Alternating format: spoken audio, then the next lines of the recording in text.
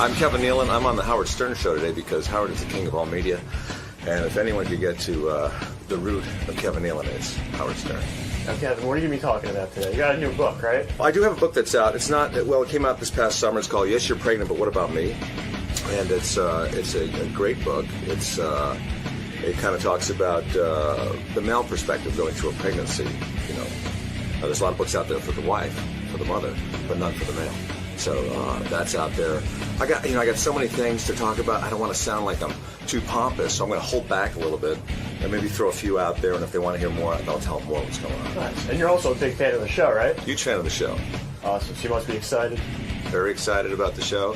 I haven't seen Artie in a long time. It'll be good to see him. I hope he has not changed. I haven't seen him in about 20 years. And Howard, I've run into a few times. It'll be good to sit down with him. And I've always wondered what I thought they were in New Jersey, like over the river. Maybe that was a long time ago. That's how I always pictured it. But it's right here in 6th Avenue. Right here in New York City. Yeah. All right, man. Well, we'll see you in there today. Okay, I'll see you there. Kevin Nealon on Saturday Night Live. I don't know how many years. A couple of years. He was the anchor man. He did a lot of sketches. Hans and Franz, one of the more recognizable ones, memorable ones. And now he's on the show Weeds. Artie says he's one of the best stand-up comics he's ever seen. He's a funny man. Hey, Kevin, great to see you. There he is. Kevin Nealon. There he is, the guy. Big guy. He is a big guy. You're bigger than I thought you'd be. Thank you very much, Al. Well, I tell you, I love doing these kind of shows, like radio shows, because you finally get to meet the disc jockey, and you kind of, you had him pictured in your head. Now you finally get to see what he looks like, and you look nothing like what I thought you looked. Yeah. You're a lot taller. A lot of people think I'm black. They don't know. I have that. You didn't know what Howard looked like. It's unbelievable. And I always wondered what the studio was like, because I do a lot of radio stations, and right. and they're small, and this is like a strip club. That's the vibe we were going for. Whenever I interview someone from Saturday Night Live, I always think that they're looking at me and laughing because, you guys used to do sketches like about, even Jimmy Fallon was here yesterday, did sketches about DJs who don't listen, and just go, yeah, yeah. And I just think you guys look at us and go, I can make a pretty good comedy bit out of this. What but you're sort of the anti that. That's why. I'm always fascinated when people get on Saturday Night Live, like how they get there. You before we get into everything else that you do. So I picture your family, for some reason, being very disappointed that you were going into comedy. Like, I can't imagine anyone being thrilled. Well, first of all, I'm from Bridgeport, Connecticut. Okay. So, which has nothing to do with my family, but, was your family conservative? Was it a conservative family? They're pretty conservative, yeah. And you said, look, I want to be a comedian? Were they, Jesus. They're very supportive, though. Whatever I want to do, they would be behind me. When did you decide to start doing this? In college. Stand-up? Yeah, stand-up. And so you never did it before then. All of a sudden in college you say, I think I can do this. You know what I do, Howard? I would memorize the jokes in the back of the Parade magazine. Right. They used to have my favorite jokes. Of all the things to pick, Parade. This is a long time ago, though. Right. And I would memorize those. And and then at little neighborhood parties, I would tell them, like, I personalize them like they were my own. Right. And I would say, hey, did you guys hear about this guy who he robbed a fire truck the other day? And they go, no, serious? Yeah. And then he was arrested 2 hours later, some guy who robbed a cop car. And then one of my friends said, you should go into New York and check out those clubs like the Catch a Rising Star and stuff and go on. You were going to college? I was, yeah. Where were you? Going to college, Sacred Heart University. Sacred Heart University? Yeah. Where the hell is that? That's in Connecticut? You did not have high SATs, did you? I did. I was not good with the SATs. Nah. But, so I went to Sacred Heart University for 4 years, and then I got out, and I waited a year. And I actually played football at Fairfield University because I always wanted to play football. That was my no kidding. Yeah. What did you play? Quarterback. You were the quarterback. Wow. And the kicker and the punter. No kidding. And some team. Most comedians can't do that kind of stuff. No, they can't. But I took a night course so I would be eligible to play. It was a night course in criminology, but I went once, and then the next year they found out that I was 21 and only taking one course, so they wouldn't let me play anymore. So then it was time for comedy. I see. So you start going to these clubs. And when do you realize, like, using Parade magazine is not the ticket to the future? Well, I never actually did those jokes on stage, but I went to the Catch a Rising Star, and it was so intimidating because it was a New York club. It was small, everybody was packed in there, and there was guys on there like, Belzer and Barry Diamond, all these comics that were really seasoned and tough, and I thought, I can't do this. Right. It's embarrassing to go up in front of them. You've never done it before. Yeah. So I got to Los Angeles. I've never been to Los Angeles. I think I'd love to see California. So I go out with a friend of mine. Right. And I just started hitting the open mic nights. And weren't you nervous that your future would be a disaster? Like at first, when you start going into it, you go, "What are the odds of me becoming a professional comic? I've never done this before, and while my other friends are out there getting real jobs and preparing for the future, this is just going to be an utter disaster." Well, they can prepare for the future because they went to a good school. Right. You didn't even have enough. You had nothing to fall back on. That's right. No, but Sacred Heart is a good school now. It's evolved into a very good school. Not then. It was just starting out. But I gave it 2 years. I said, if I don't see any kind of progress in 2 years, I'll go back to Bridgeport and try to make something of myself. Right. And things started happening. I felt good. I liked it. I also was going to try out for a kicker with the USFL at the time. So in 2 years' time, you start to do stand-up comedy, and you get quite good at it. According to Artie, you're like one of the best. I'm a big fan of Kevin Nealon. Right. Artie is right about that. I am. He is. When did you start to realize this is not so difficult, that I'm really good at this? I would say after the first time I was on stage at the Improv. You knew right away. I knew that I loved it, Yeah. and I knew the two people that were left in the audience liked it. Yeah. You won over two whole people. Yeah, well, first I would... Well, they were Jerry Bruckheimer and, Right, two people. and Lorne Brad Michaels. Gray happened to be there that night. Anyway, it just evolved over the years, and I started doing all the open mic nights, and then I started... I was a bartender at the Improv, so I got to meet all these comics. The one on Melrose? Yeah. Oh, yeah. So is the big break, Lorne Michaels somehow finds out about you? I guess so. There was no real... It was... For me, it's always been a slow evolution. I've just evolved. It's never been... But how do you get on meteoric. Saturday Night Live? Well, what I did was I was doing stand-up. I'd done the Tonight Show, Letterman. I've done a lot of talk shows, and I was working on the road. And Dana Carvey was renting the room over our garage in the Hollywood Hills. I was rooming with a couple other comics. So he was a friend of yours? He was a friend of mine, and we used to run together. We would run. Right. And then he got on the show that summer, and I was reading Backstage Live, Saturday Night Live, just to kind of live vicariously through him. And I never thought I would be on that show because I'm a stand-up. I don't do characters or sketches. And so he got on the show, and I was dating Jan Hooks at the time, and she was up for the show. You were doing Jan Hooks? I was dating Jan. Well, I'm sure you weren't wasting your time talking to her. I mean, wow. But the funny thing is, we had been friends for like 6 years before that. What happened? You broke up with her, huh? That couldn't have been covered. Did you break up while you were working? This is the part of Howard Stern I love. No, I'm fascinated. You got the psychiatrist couch here. You got everything. No, but seriously, when you're at Saturday Night Live working every day with someone like Jan Hooks, very attractive girl, very attractive, and suddenly you need to break up with her because for whatever reason you're not getting along, it's got to be uncomfortable. It is uncomfortable. You have to show up to work every day with that person. And was she mad at you? Yeah. Yeah. Oh my God. She's mad at you. Yeah. Baby, I need to break up with you, but we can work together. I'm sure it won't be uncomfortable. Yeah, let's run lines. Why'd you have to break up? You were getting famous, and let's face it. I was much too big for her. You were. You'd gotten too big for her. I had too many fans and too many other opportunities. Right. The lovemaking was good? Always. Was she your first girlfriend ever? First girlfriend that I did. Did you have anal? That's the Howard I know. There you go. Robin's reading a book in the back. Robin's heard all the anal stories she needs to. She doesn't want to hear you bragging about Jan Hooks. She's checking her email. She goes, another guy bragging about his conquest. Here we go again. Right. Why is she in a glass booth? Why? So I can read while you're telling these stories. So no, here's what it was, Howard.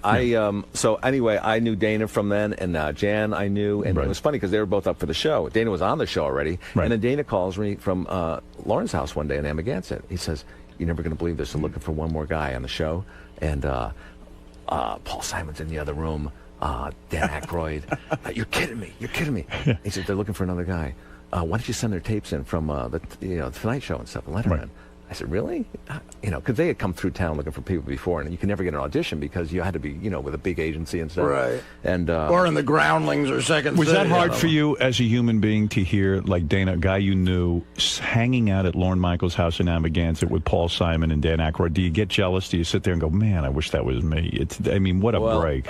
As a human being and as an alien, yes, it was difficult to hear On that. both levels. Both levels. But you... I couldn't believe... I wasn't jealous. I was excited for Dana. Really? I can't be that loving and giving toward other people. I would just kill myself if one of my friends was on Saturday Night Live and I couldn't be on it. But some people are. I've only met Dana Carvey a couple times, but he seems to be like the nicest guy in the world. Well, yeah, he's the kind of guy you root for. What a good guy to call. You know, a lot of guys would say, absolutely. "Hey, fuck you, I'm not going to help you." He said, "Hey, I'm going to call you from Lauren's house and let you in on this opportunity." Yeah, that was very nice of him. Right, but I think there was probably a couple other guys too he called too. To be fair, of course, you know, he I called just everyone. wasn't just hand it to me. Right. So I sent him my tapes, and then he calls me like a week later. I didn't think anything would come of it because I'm a stand-up. You know, I don't do characters or I'm not a sketch guy. So he calls me, goes, "I think they like your tape. By the way, Steve Martin's in the other room." Are you kidding me? Boy, what goes on at Lauren's house in Amagansett? Steve Martin's there, Chevy Chase is there. He's the original guy to have like the white parties. Yeah. And stuff like that. Well, meanwhile, Dana was probably calling from his own apartment. Right. You're not going to believe who's here. Yeah, because he's doing impressions of Yeah, all those right. guys. I'm a wild and crazy guy. Hey, that's Steve. I got to go.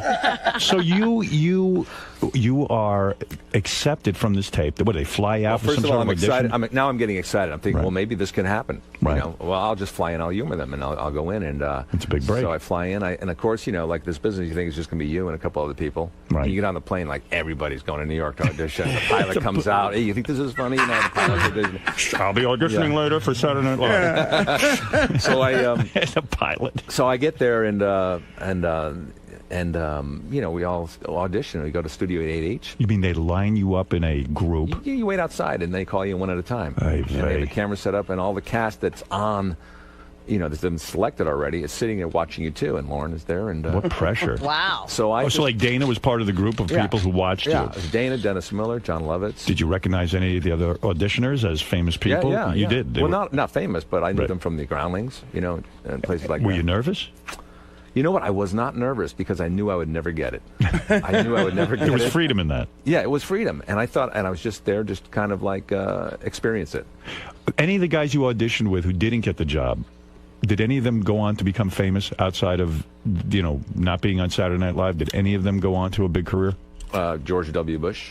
Bush was auditioning and became the president, of the United States, first governor and then president. Wow. I don't recall. You don't recall. I don't remember. Because that'd be anybody. interesting to me. I did go out on auditions though, where I was up against Steve Carell. A lot Oh, no for- kidding. for Yeah, I get a different similar things. type of guy, you know. Yeah. And you so you do this audition and you do your stand up in front of Lauren and all these guys. Yeah. And suddenly what? They call you up and they tap you for this job. Is this interesting to you? To me, it's fascinating. It is? Is it not, Robin? Robin, It's good. Yeah, I want to know how he got on Saturday Night You were Live. reading the paper back then. you want me to want me to poll my audience? And if they say it's not interesting, you just leave. You just go.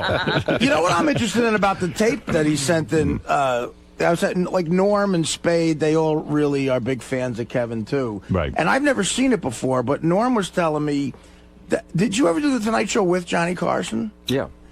Well, Norm was telling me once that Kevin did probably one of the best spots, like in the history of the Tonight Show, as a comedian.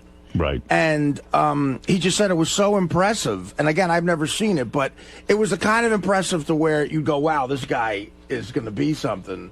And it's so hard to send in a tape and get people to react over that. Was that on the tape? Do you know what I'm talking Yeah, about? I do. I think that was on the tape. Right. I did a thing called Choices, you know, you did when you was a kid, you know, would you rather do this or do that? Now I think there's a game out about it.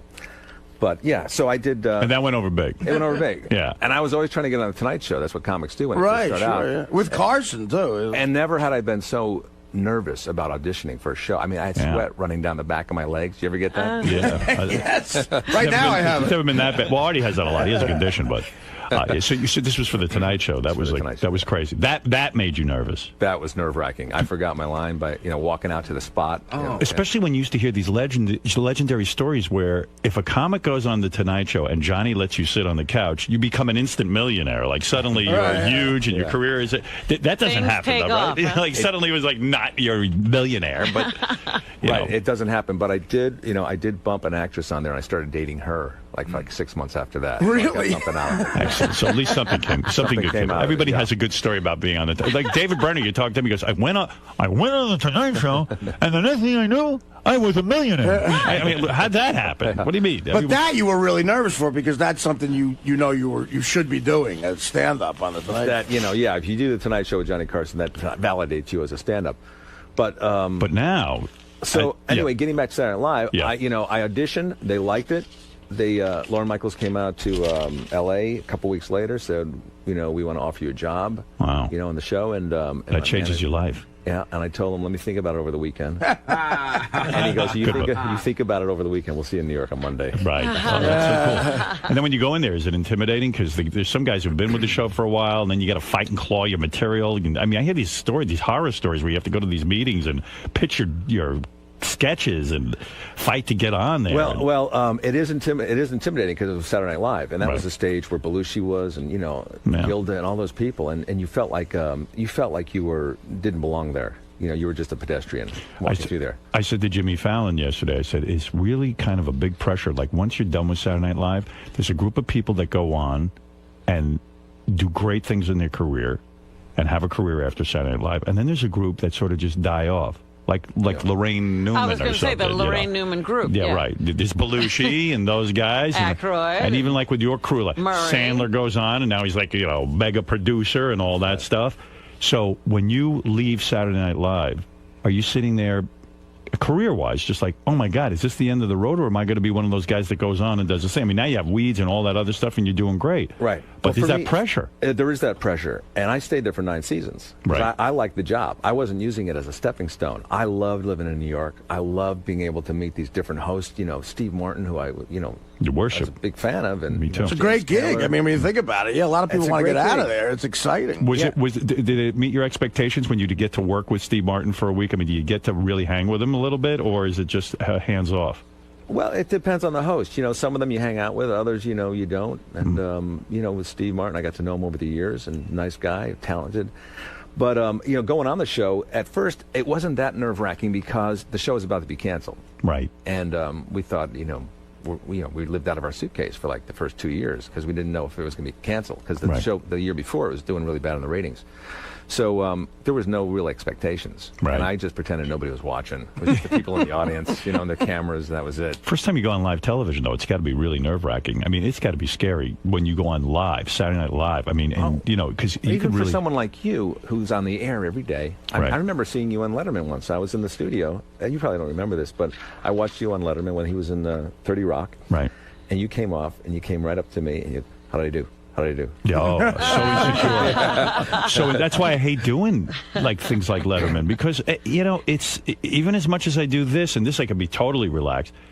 You go on someone else's show, and you got to be interviewed, and you got to be funny, and oh my God, the pressure is just ridiculous. Off the hook, how'd I do? I mean, and then they're looking off the side like there's time for a commercial break. You're trying to rush through your stuff. I know, and I don't even know you when I'm asking you how I did. You know what I mean? It's the worst, but like if you were a mean guy, you could have come up to me and just gone, "You were really bad." Yeah, right. Who just wrecked me? I go, "Oh my God, Kevin Nealon thinks I suck. I must know something." It's the worst, but then you think to yourself, "God, this is what I always wanted to do, though."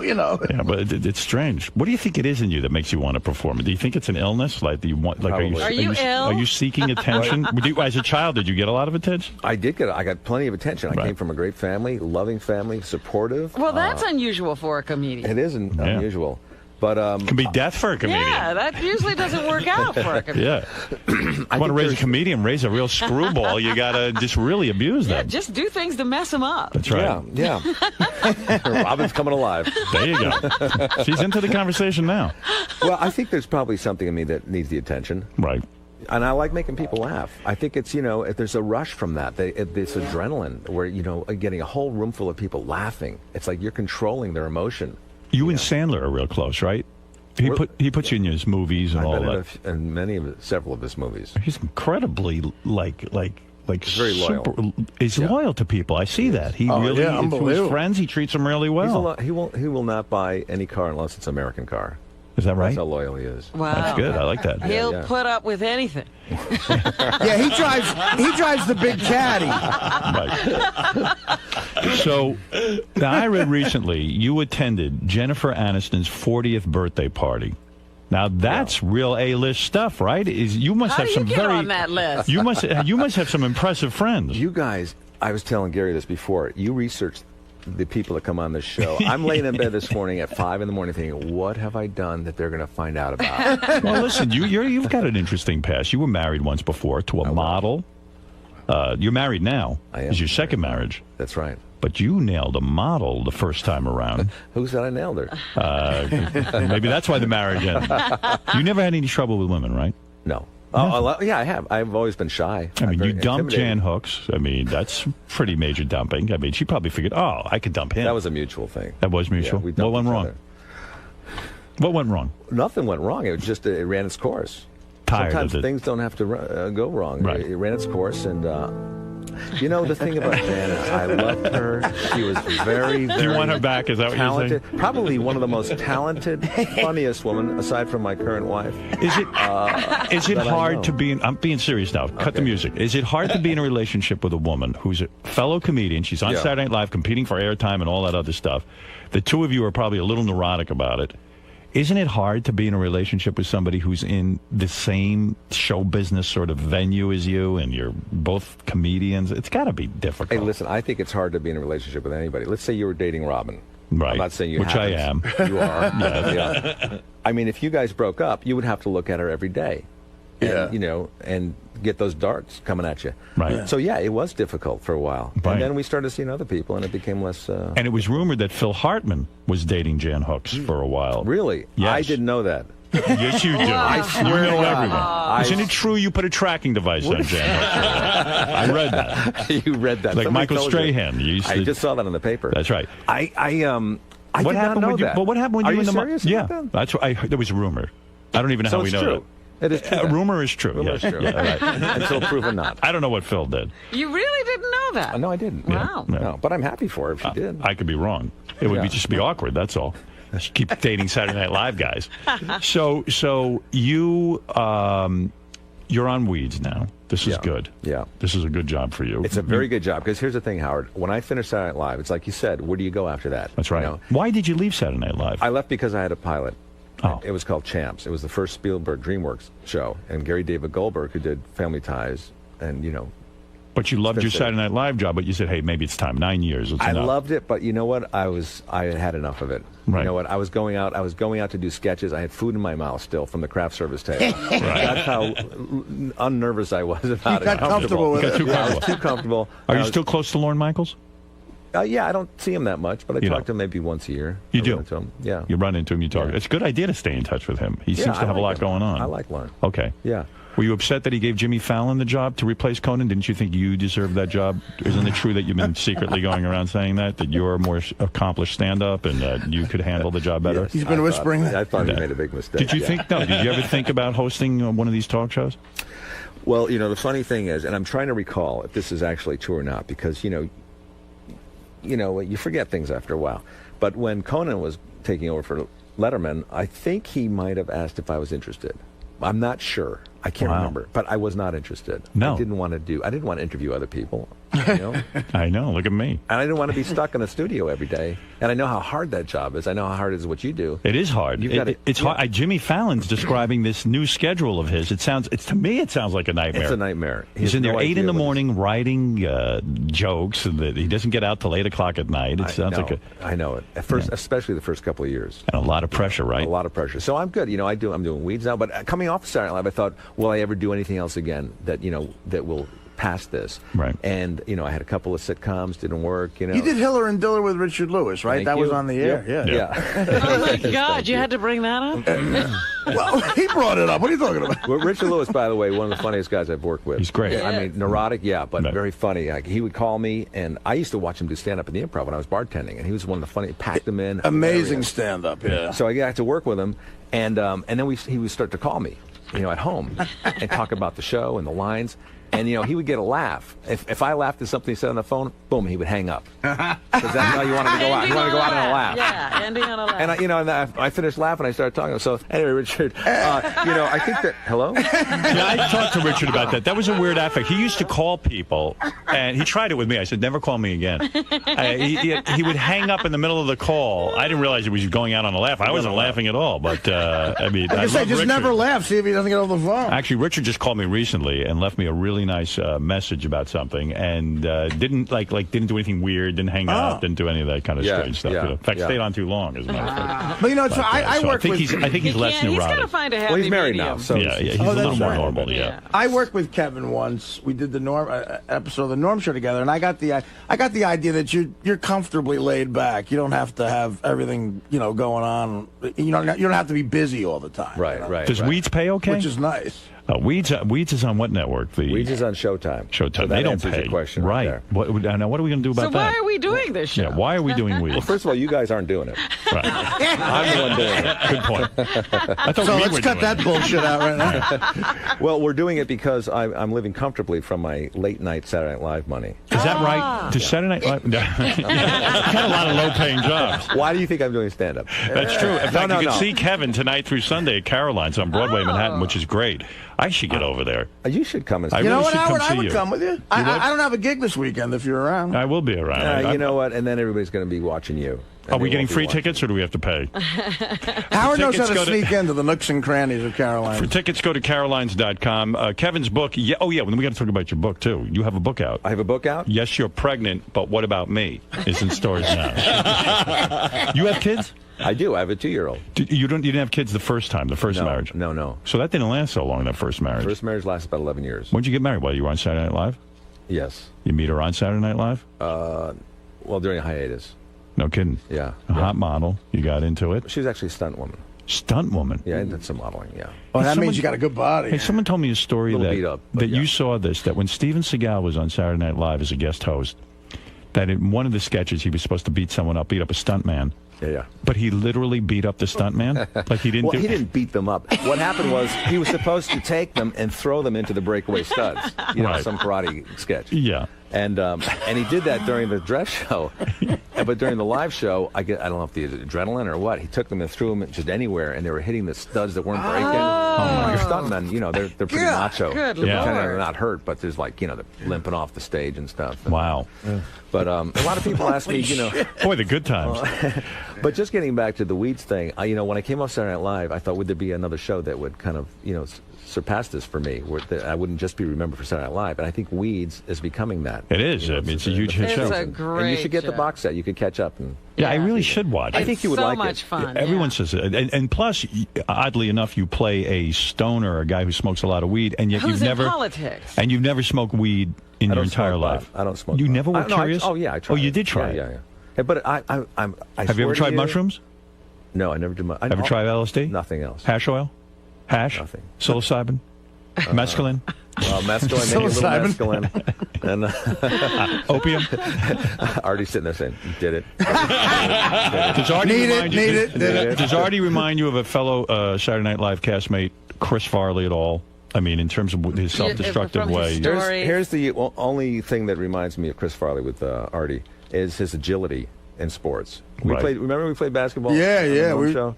During one of the breaks, we went out and they have a basketball court Right. there. And me and Norm and Artie were playing. And Artie was so quick and agile. Yes. And a good set shot from outside. Yeah, right. Yeah. These guys have seen it. I kicked the shit out of a girl Yeah. basketball player. Yeah. He beat a girl right on our show. Yeah, Yeah. but she was, Penn State. Come on. But no, I remember that. Yeah, the Warner Brothers lot was the coolest place because But is you go out and Artie beat going- George Clooney in basketball. Is Artie going down the same path as Chris Farley? From listening to your show, I thought he might be. Yes.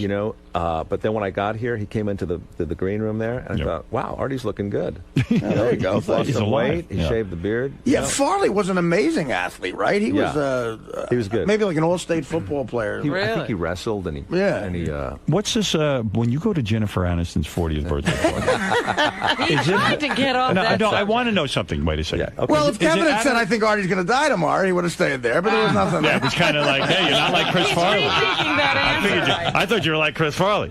So wait a second. I don't give a fuck What if is he's got a it- good what- set shot. What is your connection to Jennifer Aniston that you even get to go to the party? Was she a guest host? Well, Howard, you have to understand, I'm a very popular person. No, you know a lot of people out in I know L.A. a lot of You live in L.A. I live in and Los Angeles. You're accepted by that community. Accepted. They know you're going to come to the party and behave yourself. No, They- I've never been invited to those types of parties before, to be honest with you. Yeah. I did the Ellen show about a month ago. Ellen DeGeneres. Ellen DeGeneres. Go ahead. She invited me to her and Portia's birthday party. Oh. I went there.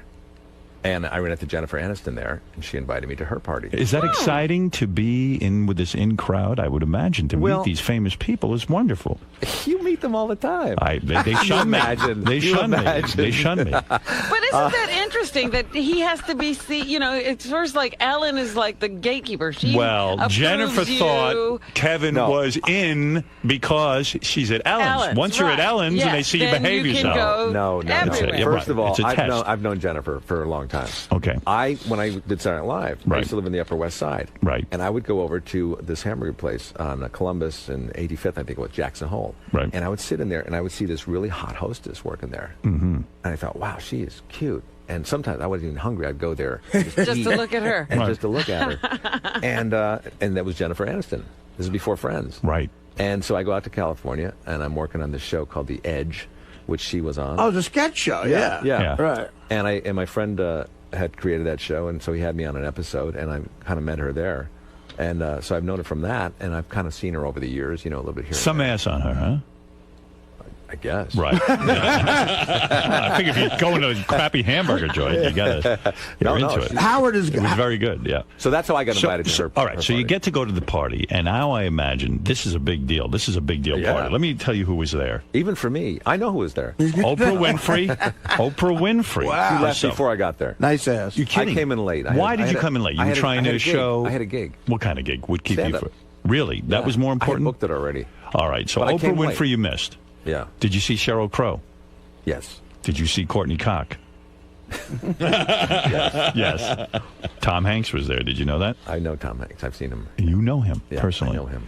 And Tobey Maguire, Spider-Man himself, was there. Yes. And what do these people do? They sit around, like it's at her house, Is this a right? fun party? Do you look around her house trying to see what the hell's Well, going first on? of all, I'm always impressed by the homes of these celebrities. The big homes. They're big, spacious homes. They're beautiful and they're anointed. Right. They're, they have interior decorators that come in and do it right. Yeah, it's something to see. Yeah.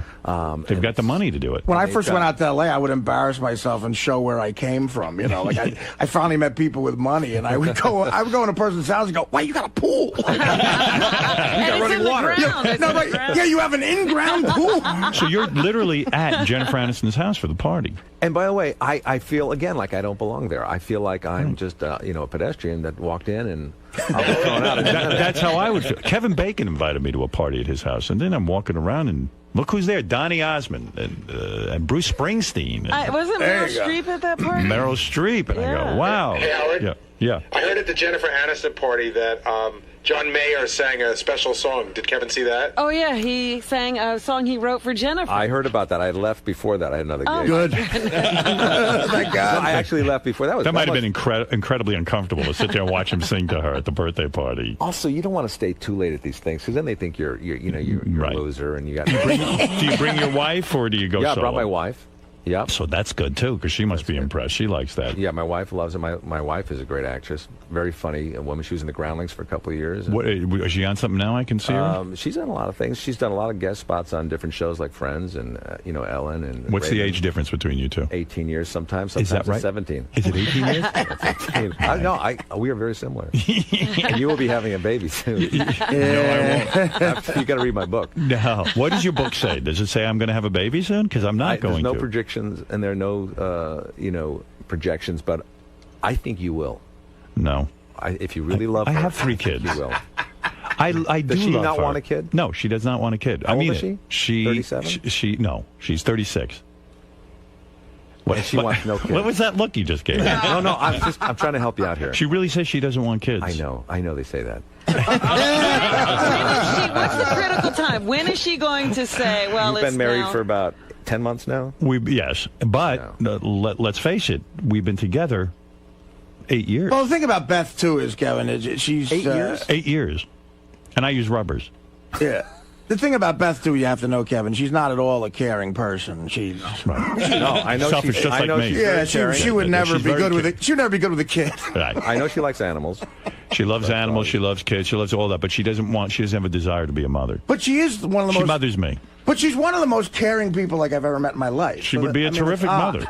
But we've really, I mean, we really spent time talking about this. I mean, we really did. And But did you? things do change. Did you not want a child? I wanted a child. Oh, you did? Yeah. So what is the difference? I wanted a child. Yeah, you'd never been a But father before. your girlfriend wasn't saying she didn't want to have kids when you married her. What? No, she wanted kids. Yeah. Oh, so what are you saying? Yeah. Well, he knows people. What did I say? I know it sounds weird, but like, look at Robin. She never wanted kids. I mean, there's a lot of women who don't want kids. I never wanted What a does she husband want? either. What do you want, Robin?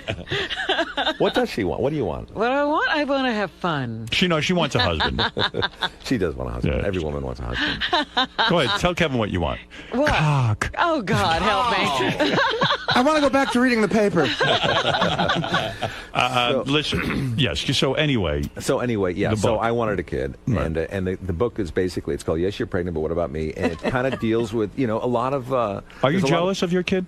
In other words, your wife, a very beautiful woman, I've a young heard about woman. this before. No, there's You no are not. jealousy. I would want him to have my wife. When she sits there and cuddles, you have a son or a daughter? Son. When she sits there and cuddles your son, she's busy kissing your son. She's busy attending to your son. Cooing and billing. You're having less and less intimacy with her. Don't you sit there and go, enough already. What about me? That's the title of your book. I think you're tapped into this. You have this feeling that you're being ignored. That may be the next book, but this book is before the baby came. It was during the pregnancy. I see. But no, I don't have any of those feelings because I love the kids so much. You know what it's like. You have 3 kids. Yes. Remember when they were 2? Yes. When you it's loved great. them Yeah, it's fantastic. When I love them, yeah. Like I don't love them anymore. So I want him to have whatever he wants, And no, we're still intimate, and we do things. We have date nights, and we take trips together. How without many the kid. in help?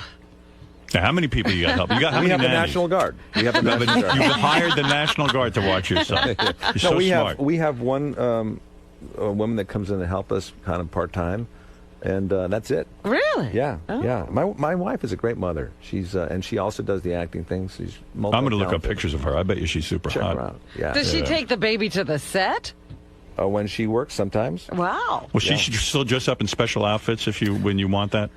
Oh yeah. Yeah. Yeah, totally. And she spanks you still? If I'm naughty. Yes. You've got to go see Kevin tonight through Sunday at Caroline's on Broadway in Manhattan. For tickets, you can go to carolines.com. Kevin Nealon's book, Yes, You're Pregnant, but What About Me? I like that title. That would be a good title. That would interest me. That's in stores now. And And you got to watch Weeds. I'm going to watch Weeds. You will enjoy it. What's her name stars in that? Mary Louise Parker. yeah. Mary Louise Parker. I like her. Yeah. Howard, you would like it. She gets banged every episode. So she gets banged over the desk. She gets Is she banged in the nude? back of a limo. She's nude. You see titty? Titties, vag, everything. Do you I'm ever surprised get... you've not watched it. Why am I not watching that? You're I'd like crazy I to think not she's watch the attractive. show. She's Very hot, attractive. Howard. She's hot, but she fucks like crazy in that show. I felt very bad for her when she had her twins. No, not twins. No, she had a baby. I thought she had twins. She had a baby, and her boyfriend was Billy Crudup. He's the guy who got her pregnant. And then boom, right off with Claire Danes like that, even before she gave birth to the kids. And you know what his book was called? You're Pregnant, I'm Leaving. You're pregnant, I'm out of here. Yeah. That's a different book. I'd read that one too. Now, did you have to put up with that whole situation while you were shooting Weeds? I think that happened a little Before, before yeah. Yeah. So Yeah. did she come into the trailer and talk to you about it? Do you advise her on how to deal with this kind of thing? I'm not good with that kind of thing. You're not. You don't have any personal conversation. Here's what I'm good at saying. Yeah. Here's what I'm good at saying, Howard. I'm so sorry. Is it true he wrote a book called You're Pregnant and Claire Danes Looks Hot to Me? I wrote a book called "You're Pregnant and I'm Not Billy Crudup." Right.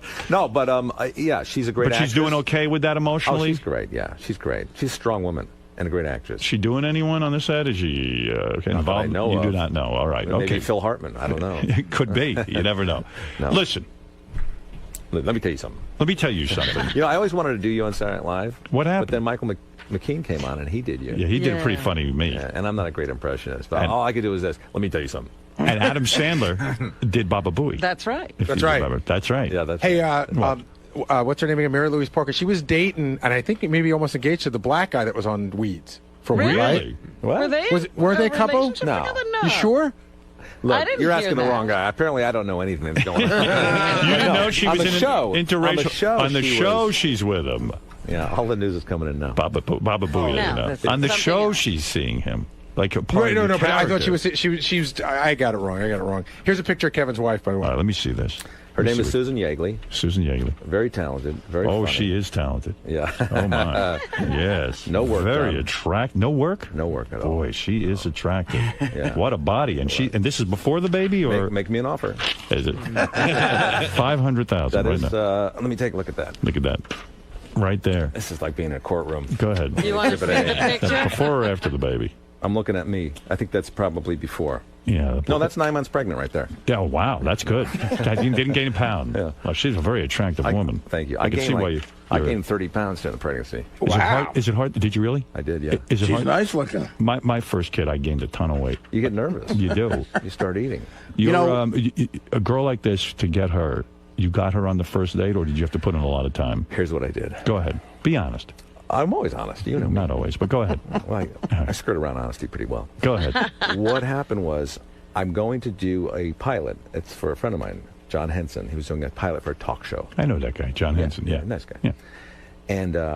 And I get into the makeup room, and Susan, is sitting in a makeup chair. She's waiting to go on. She's been waiting for hours. Yes. The show's running behind. I see her. And loud enough for her to hear, I say to my makeup artist, I said, can a single guy adopt a baby? I mean, you always hear about single women adopting babies. Can a single guy adopt a baby? And she went, She perked and I up. kind of saw her from my peripheral vision. Yeah. But I meant that. I was serious about it because I wanted a kid. Very sensitive. What when you figured that's what a woman would respond to? Well, if she responded to it, then that was the woman that I was interested in. Why? Because, in other words, I was ready to have a kid. yeah, I wanted see. a kid. Yeah. But also, I liked her, too. She But was when you cute. look at a broad like this, you go, man, I don't know if she's even in my league. I got to go check this out, see if I can get her. Exactly. So, Right. so we waited for a couple more hours before both of us went on. And I got to know her, and we laughed a lot, and she liked me. And Natural breasts? yeah. Wow, and Yeah. they're big. What are they, D's or C's? You I've know. never asked her. You don't know her bra size, and you married her? Yeah. Wow, no. I would never do that. You went in blind, huh? I went in blind on it. Beautiful. And does it take you a long time to get in her pants, or do you have to? I was wearing her pants after the first date. Well, you're quite the ladies' man. I'll tell you that. I didn't know that about you. No, but you know what? I'm a slow mover, Howard. I'm a lot like you. You're probably very, I'm romantic.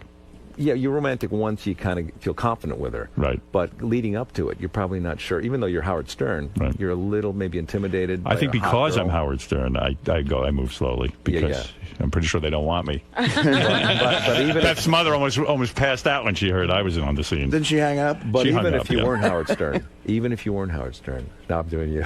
No, even if you weren't Howard Stern, you would act slowly, but then once you got her, you would romanticize her, and Yes. you would be in her pants. All right. Well, listen, I'm proud of you. You're doing very well. Kevin Nealon, you got to go see him at Caroline's, Broadway, Manhattan. You got to read the book. Yes, you're pregnant, but what about me? It's in stores now. It's all Kevin all the time. And if you don't like Kevin, you might see Howard at the show. That's right. You'll never come. No, I might come. I don't know. I gotta see what's going on. I think you'll find me funny. According to Artie, I will find you funny. Yes. There's no doubt. All right. Hey, Kevin, thanks for coming on Thank the show. you, Howard. It's a pleasure to speak to you. It was exciting. Kevin, how'd it go, man? I don't know. I think it went all right. I think it went well too. Yeah. I mean, he was very inquisitive, as I knew he would be. Wasn't that painful? It's actually kind of fun. Yeah, well, no tough questions, right? Not yet. They get you on the second time. The second They time have you around, he back, was feeling you out, right? Yeah. I still, treading lightly. Don't completely trust getting there, though. So don't do anything stupid between now and next time. Don't give him any ammo. No fodder. Yeah. Yeah. So you had a good time today? No, it was a great time. It was good to see, Artie and Gary and everybody. And Howard is very congenial, very nice, and I will continue to be a fan and a listener. Awesome. All right, man. Thanks for stopping Thank by. you. On TV talking about Robin, and this is revealing because this is more than she tells me. This is revealing. It is. What did I tell her? You know, I had dinner on Saturday night, sorry to name drop here, with Robin Quivers, whom I love. Who's that? Howard Stern's. Yeah, I know. Okay. Oh, okay. Yeah. I'm like literally falling asleep right now. Yeah, I so see tired. that. Yeah. And she's dating like a 25-year-old guy. She's dating like a And if 20, he or he dies, is a he 25. dies. He's Yeah, 25. okay, all right. I said, wow, times have changed. I'm not She Stop was it. having a few drinks. Come on. She was having quite a few drinks. Why are you being so silly I'm about not this? being So you're dating silly. a 25-year-old. I'm not. You are. You obviously confided in her, and she Here told we it on go. TV. I said I had dated a No. 25-year-old. So you're I'm not now? dating any 25-year-old. You're not seeing that guy anymore. No. It's over. It's over. All right. Whatever's over. We're not dating. Where no. did she get that idea then? I'm telling you, when you're talking in a room full of people and everybody's yelling, she probably remembered it that way, but that is not the case. You mean, in other words, she was doing most of the talking and didn't really listen carefully. I'm simply saying there might have been a lot of noise in the restaurant and she misunderstood. When was it over, so we can clear this up? You were in your Before 20s. the holidays. Before the holidays? Yeah. You're talking about before Christmas? Yeah. Why did it end? It wasn't anything. It was, we went out a couple of times. A couple of booty calls, but so not why not? booty calls even. He was your booty call. He was not a booty call. So you never did him? No. Never had sex with the guy? No. Wow. I'm shocked. You're well, I thought be that was shocked. but I thought that was the whole point. You wanted to have No, sex with a I 25-year-old. told you I don't have that point in me. How far did you get with the guy? You made out, I bet. It's none of your business how far I got. I bet you saw those titties. I'm telling you. It's none of your business. I hope he didn't, because he brought the shittiest cupcakes up here of all time. I'm actually happy he didn't bang you because I thought it was highly disgusting. But it is my business. I brought him to you. I mean, let's face it. So, nothing happened. Were you embarrassed to be with a 25-year-old? Did it ultimately, faced with the actual reality, like it was a fantasy, and then faced with the actual reality, you said, I don't want to go there. That. No. You just didn't like him that much. No, he was a sweetheart. So what's the problem? I wasn't going to have a relationship with a 25-year-old. But you always claimed that. You said, I want to have sex with a 25-year-old. No, I never said that. See, this is what you said. You told me. Howard, I'll work on getting the tape. Thank you. Because you said... Again, I will tell you exactly what I said because I know what I said. And then we'll get the tape. It's time for me to have an inappropriately young man on my arm. I was talking about going out and being seen with a young man. I don't know.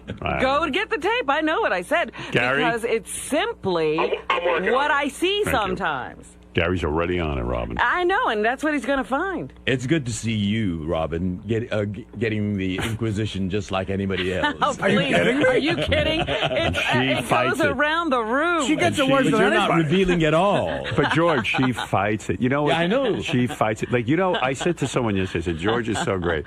He I just go, rolls George, over. how many fingers can you get up your ass? Three. 3 fingers in my ass. Why would you have fingers in your ass? Well, you know, there are times I have to apply ointment or... And we don't know a thing about her relationship now. I mean, after your Inquisition. No, but did you ever go out with him and be seen on? Was he seen on your arm? Did that happen? Oh, it did happen. Where Sure, did you we take went out. him? I didn't go any place fancy, but Right. Fred saw him at my apartment, and Right. we went to restaurants. So your fantasy was to be seen with a 25-year-old. It wasn't a fantasy. It was a joke. But the joke came true. I mean, so obviously it wasn't, many a truth is said in jest. Don't you agree? No. I mean, there was some truth in it. You said. All right, here's... And I heard you say that even off the air a couple of times to me. You know why? I won't even tell you the actress, but once I was at a party, Okay. and this actress of a certain age All right. turned to me when, I came over to say hello, and we were talking. She goes, oh, let me introduce my boyfriend. All right, I know who it And is. This guy he looked like her son's son. And I thought, oh, Did my he used to be her God. driver? Huh? Did he used to be her driver? I don't know what he did before. Okay. I'm simply, and so I said, oh, there must be a point at which women get to a certain age and they think, oh, I'm going to just have some fling with a young guy. And it was a joke on my part. It's not a wish or a desire. Now, when you were seeing this guy, whatever you were doing with him, did you make it clear to him that this is no desire of yours? I don't understand. I did tell him that when I said that, it was a joke, yeah. He knew it was a joke.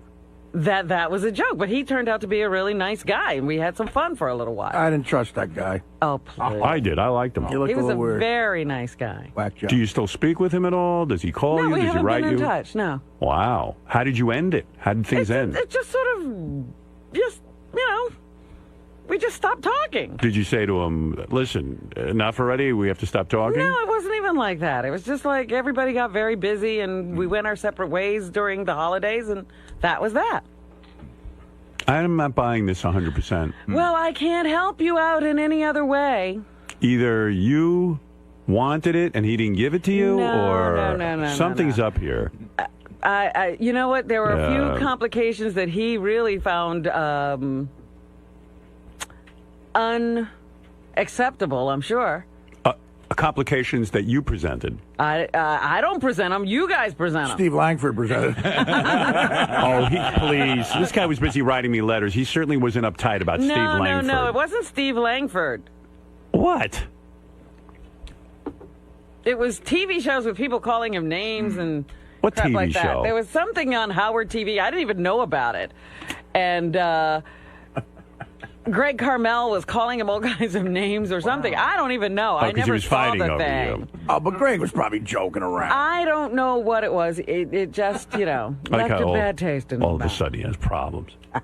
The guy's writing me letters, wants to be part of the whole thing and be with Robin. And Greg probably never even met him. He never sought any more attention from this show than that. Well, you don't allow it. Oh, I don't allow it. Please, there's such rules to dating you. I never had to say anything to him. Poor Jim It just Florentine ended up like a mummy. The guy was afraid to speak. You had him trained like a dog. Okay, right. Oh, you're tough. You are tough, boy. I'm so tough, right? The guy who falls in love with you over here. The guy who falls in love with you has to follow some rules, boy. I'll tell you that. Like you have no rules. I'm just saying. You have no rules. Yeah, but it's different. I'm a guy. Oh. I have one you rule. can't go around behaving like that. I have one rule for a hot chick. She's just got to fuck me. She could use me for. She could want to get. Use You don't the care show what to get she says. anything. Use the show. Use the fucking. I don't care. Right. What else is going on with John Hine? Look who's here. John Hine got a new shirt on today, and he's all ready to broadcast at 11 o'clock on Howard 100 and Howard 101. What do you have for us, Johnny? Howard, Robin refuted Jillian Barbery's claim that she's currently dating a 25-year-old. And by the way, you should know that I was absolutely right that Robin made statements about dating a 25-year-old. Here is Robin from a broadcast. And I didn't say anything about sex. Oh, come on. Listen to what you said. And all right, let me hear what I said. What would you infer from this? What did I say? Robin, I heard on the wrap-up show that you said you were going to start dating guys like 22 years old. Yes, Is that for real? I said it's time in my life for like a ridiculously inappropriate partner. Hey, Robin, we should double date. So you're preparing us for that. Right. Just expect to see me looking crazy with some very young man. Is this What's your dating age range, do you think? Oh, I'm going real young this time. I decided there's a certain point at which I've been watching people in my position, and there's a certain point at which a woman dates a ridiculously young guy. Who are you talking about, like Katie Couric? Yeah, Katie, all of them do it. Who's she dating right now? She's dating a runner who's like a triathlete. Yeah. Like 20 years old. 20-something. He just got out of college, I think. I think I should be visiting my boyfriend in the dorm. Right. Yeah, you should sleep over. Like the parents will get pissed that you sleep over in his dorm and they're paying for it. I want an angry group of parents trying to get rid of me. Look, you don't say you're having sex, but boy, oh boy, that's about the best confirmation. All joking around. Well, I took you seriously. Boy, you're very funny. No, you're funny. That's silly. You make me funny. So, Robin, you're really not dating a 25-year-old anymore? I'm really not dating a 25-year-old So Jillian Barbery just, where did that come from? She misunderstood? She misunderstood. Any Is young that guys? not, you act possible. It's not possible to misunderstand. It is, but with a crazy conversation going around a but dinner you table. could be dating a young guy. We just want to make sure. I could be doing anything, but I'm not doing You've expressed that. interest in younger guys, so we just want to make sure. Here we go again with this expressed interest. This is a myth you guys keep pumping. I was joking around. So there's no one in your life right now? No I didn't special say guy? that. I I didn't say anything. So maybe she didn't misunderstand. No. You're misconstruing everything. You're saying. She's saying the word pumping. I mean, come on. What's going on? Please. You guys are making a lot about nothing. I have a very active social life, that's all. But if you were dating a young guy, you'd let us know, right? If I was dating somebody seriously, I'd let you know. All right, thanks, Rob.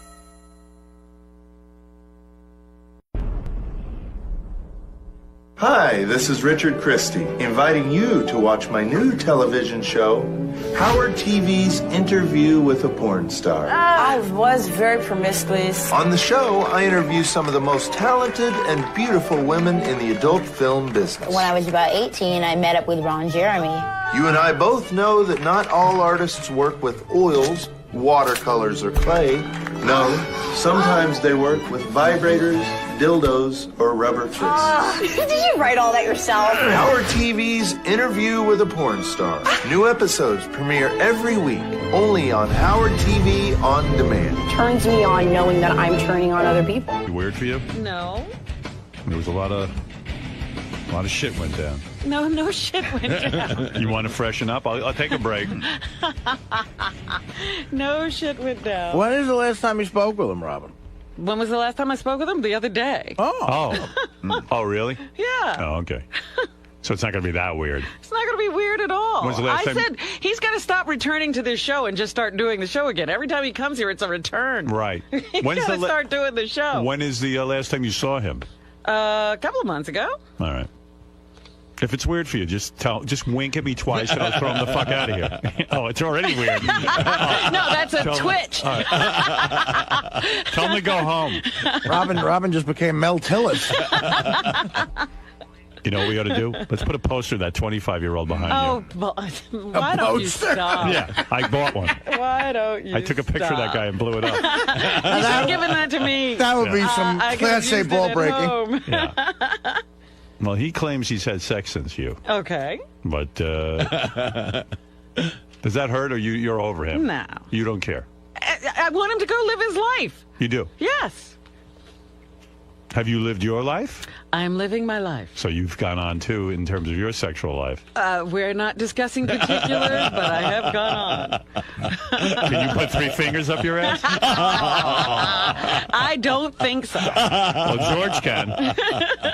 George loves it. I've been much too forthcoming, haven't I? No, George, you're wonderfully. Oh, no. I'm taking my cue from you. No. You're one of the guys, honest. George. You're in a committed relationship. George, you're a man. You're allowed to do that. I am married. You should be able to freely discuss anything. This is the Howard Stern Show. All right, you don't have to what. take a cue from me. Robin, you go freshen up. I'm going to go take a break. I'm just going to go say hi to Jim. No, I want you to don't say hi. No, I do want to say hi. I want you to see each other for the first time on the air. Well, that may be your desire, but it's not going to happen. Unless you bring him in right now. You better not break then. The whole thing is just so funny because I told Jim, I said, listen, we're going to take a break. I'm going to shut the door because I just don't, I want you to see Robin on the air. And Jim looks at me in horror because now he's sure that we have some crazy thing said. And I said, I swear on the life of my kids, I just don't want you and Robin seeing each other. Why should what is that all about? Save it for the air. Am I wrong, Howard? There's nothing to say for the air. Howard, am I off base on this? But there's nothing to say for the air. It's not like we don't talk to each other and we don't see each other. That's ridiculous. Why don't you lock Jim up in that cage with the dogs? There you go. Jim looked horrified, though. He thought for sure we had something wacky going on. Lock Jim up in that cage we built for Bigfoot. When Put him on the moon. Let him get a piece of cheese and put the Playboy in there. All right, let me take a break. Robin, you freshen up. Freshen. And I love when they tell Anybody got those wipes? I love when they tell women to freshen up. What does that mean? Women have to freshen up. Powder. Powder. I'm going to go freshen up. You look good today, actually. Did you make a special sort of effort to look especially good? Because you look really pretty today. Oh, okay. What did I do? What did I know. do differently? I don't know. You're glowing. I got a question for Robin. Before, Okay, here we go. Have you and Jim, like, is this fucking thing choreographed, or is it, in other words, if you guys talked and said, we're going to talk about this, we're not going to talk about that, so everything's open? Yeah. All right. That you can ask. I don't know what you're going to get answered. I don't believe that. I don't either. You don't believe what? I believe at some point there was a conversation about what it would be like if he came back on the show. All right, I can show. We've only corresponded by email over the last couple of days. I can show you the email. There's been no correspondence. Let me see like all the emails. All right. And the emails you write to Beth, too. I want to see that. I know you're at it. I know it was weird because Will tried to pre-interview Jim yesterday, and he said, "So what's up with you, Robin?" He goes, "I'm going to talk about that on the air." I got to He's talk like, to my lawyer we wouldn't even do first. the pre-interview. Did you enema yesterday? Did I enter? No. Did you empty out completely? No. Just in case. I got a full load on. What if he walks in? What if he walks in here? And I will do what? You shit your pants. Now, what if he walks in here and suddenly he looks at you and you look at him, and now all of a sudden he has feelings again, like what happened on The Bachelor? I hope Fred has the appropriate music. Like what happened on The Bachelor. The guy had a change of mind, right? And then wanted back his old girlfriend. What if he wants you back? Will you consider it? What? Will you consider going back with him if he wants you? No. Are your doors still open? My door is closed. Your door is shut. Tight. Did you deadbolt it? Yeah, would it be possible for him?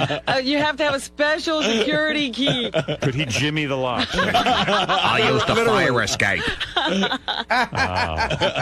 You got in through the fire escape? I got in through the fire escape. Yeah, is there a back door, Robin, that he can crawl through? I think that I put alarms on all the windows and doors. All right, so it's really over. This is not going to be different. It's not like Artie and Dana's saga where suddenly he's introducing Oh, my God, her. I hope not. Right. Well, Robin didn't enema, so we know she's full of shit. I'm Jim Florentine. I'm down here today because I have a new CD out, Terrorizing Telemarketers Volume 5, and a TV show, VH1 Classic. It's called That Metal Show, and it premieres Saturday, March 7th, 11 p.m. And they might ask me other questions. I'm not sure. Like what? You know, they might ask what happened to my neck, how come I'm wearing a gay turtleneck, and do I still live in Jersey? I think that's all I ask. Oh, there's nothing, no other questions? I don't think so. I mean, do you know something that I don't know? I don't know. It's kind of funny that you're standing next to that picture. Oh, they'll ask me pictures. They'll ask me pictures of Artie, I'm sure. That person over there? Oh, is that why you? That's why you position me here, you fuck. No. Yeah. Okay. Yeah. That's what you said. Stand next to Artie. I'm like, okay, fine. And then you go. And then when the camera's on, oh, look who you're next to. It's a good picture. Do you think they're going to bring this up at all? Now that you brought it up. Now you brought it up. They might. I won't say anything to them. All right. Well, thanks. Because I'm sure you have a big say in what's going to be Howard's going to say in there. Oh yeah, of course. If you do, just go in there and say, look, he wants to just talk about his TV show. Okay, yeah, nothing about it. Yeah, so let's see what kind of pull you have. Because then when the interview's over, I'm going to say, look, they talked about it for 30 seconds, the TV show. So obviously you have no pull here. Yeah, I have no pull whatsoever. All right, so now I'm fucked. So let me go prepare, because they're going to ask questions about Robin. All right, man, good luck. Thanks. Jim Florentine came by to promote his brand new album, Terrorizing Telemarketers, Volume 5. He's got one of the funniest calls I've ever heard on here. I can see why you fell in love with him. I can see why Robin fell in love with you. That telemarketing one. Hi there. Jimmy, that, hey now, that Terrorizing Telemarketing new album you put out? The one where the guy's on the telephone pole and he's interrupting? Yeah. I can see why Robin dug you. With that kind of... What's the matter with you? You all right? Yeah, why? You nervous? Of course I'm nervous. Being around Robin? No, yeah, well, yeah, to be here, yeah. What's that big Band-Aid under your chin? I was snowboarding, and I messed up my neck. I cut up and stuff, and then I peeled the scab off too soon. It's infected, so I got to wear a Band-Aid for a couple weeks. Robin, good you broke up with him. Yeah. what's up, Jim? What's going on, Art? It's good to see you, man. Well, it's been a while. How are you, George? Is it true Nice Robin to meet hit you, punched you in the throat out in the green room? I disregarded one of her emails. It was the opposite, in our Chris Brown, Rihanna kind of thing. Yeah. I was the batterer. Oh, I believe that. You're Chris Brown. Not weird to see Robin. I know you two have been talking on the phone, but this is the first you've seen each other in a few months. Yeah. And she looks good. She does look particularly good. I think she dolled up. Particularly good. She dolled Thank you. up. Like, I don't try to look good every day. There's something going on today. What did I do? Tell me what's different today. You're sparkling. You look really cute. The hairdo. What, I put on sparkles? Well, maybe she still loves you. Oh, maybe that's it. Because really, I don't know. I don't want it to be awkward. Robin swears it's not awkward for her, but you would hate it if it were awkward. Oh, it'd be terrible. Yeah, I know, right? When you look at him, Robin, do you remember the good times or the bad times? No, I'm looking at his eyebrows. There's something going on there. Really? You mean he doesn't look good to you? I'm not saying that. It just looks I guess like I don't have the eyebrows of a 25-year-old. Maybe he's a little bit too manly for me. Your eyebrows are darker than your hair. Maybe that's it. I don't know. Maybe that's it. Yeah, there's something going on. Actually, Jim has a lot in common with a 25-year-old. On the day the 25-year-old was born, Jim did his first open mic. Jimmy, were you upset when it was announced Robin was seeing a 25-year-old? Well, yeah. Look, it sure hurt, you know, that she was dating him, but I just wanted to be happy if that's what she wanted. Oh, she wanted it. Oh yeah. Here we go. Listen to Howard. Let him tell you. I heard the guy was good looking. I didn't see a picture He of him. was but a good-looking guy. What are you going to do? You know? Well, I don't know. It hurts, though, right? It did hurt, absolutely. Yeah. But what was I going to do? What can you do? Did you go out and get someone of your own? Not 25. Not 25. No, but 57-year-old hooker. You had to go. No, seriously. What did you? I'm sure you did something in retaliation. That's the guy. No, it wasn't that. That's like high school stuff. So anyway, you, Jim. Thank you for the picture, but that's fine. Did What? you? You're okay with this being here with Robin now? I know it might have been awkward for a while when you guys first broke up, but now we're okay. Okay, right? Yeah, I think I made a bad decision trying to come back on the show a little too early, and I was like, you know what, we need a little time to make sure everything's okay. So I just postponed it, and I think it's enough time. We talked about it, and we Why were both would good you? with it. I think the problem, if I may get into it, was that you didn't really show the true side of yourself to Robin. He keeps saying. I know. Well, here's my theory on it, okay? And I don't know. Robin's You never have a discussed theory, it. but you have no idea what went on between the two of us. I know that Jim had to be on such good behavior around you. It might have driven him insane. Right. That Were you on good behavior? Yes. No, I mean, me and Rob were taking upper deckers all across the country. you never met his best friend Crackfinger. That's your best friend?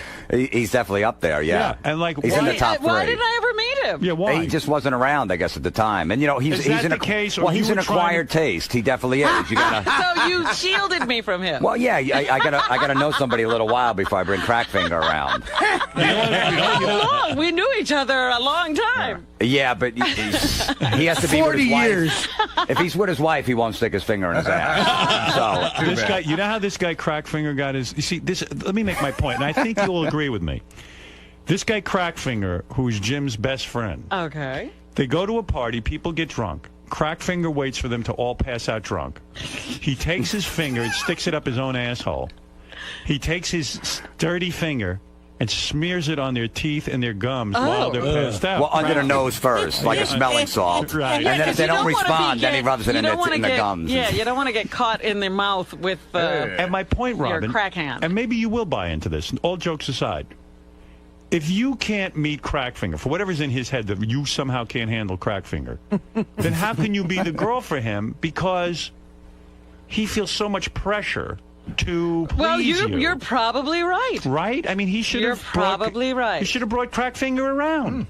Or not. Well, I'm saying if you were going to be in a relationship. No, I was afraid Rob might take a cat nap and he might get her with Crackfinger. I'm a 300-pound slob. I don't want Crackfinger around. He did this really funny thing. They had a card game for the Super Bowl. They were outside playing. He goes, look, if anyone puts their beer on the table because it's going to get wet from the moisture and it's going to mess the cards up, I'm going to piss on them. Okay. And everyone's like, okay, fine. He goes, seriously, I'm going to piss on anybody that does that. After the first hand, he puts his own beer on the table. You put it on? He goes, fine. He takes his dick out and pissed on himself. Sat there and pissed on himself. Man of his word. Yeah, exactly. Is this guy insane? No, I mean, he's married with 2 kids. Is he a big guy? No, he's just a normal looking guy, you know. But But if Robin couldn't meet Crackfinger. So I mean, Howard is right. Yeah. You didn't feel comfortable with me in your Eventually, life. it's not someone you bring around in the beginning. You know, you wait a little while. I'm sure you have friends like that. You don't want to bring around Beth at first, But right? you need a girl who is going to accept Crackfinger. Now, I think Robin What could have girl accepted- would? I think Robin could have. He didn't give Robin the chance to He accept didn't trust me, Crackfinger. Howard. Robin might have said, you know, that Crackfinger is hysterical.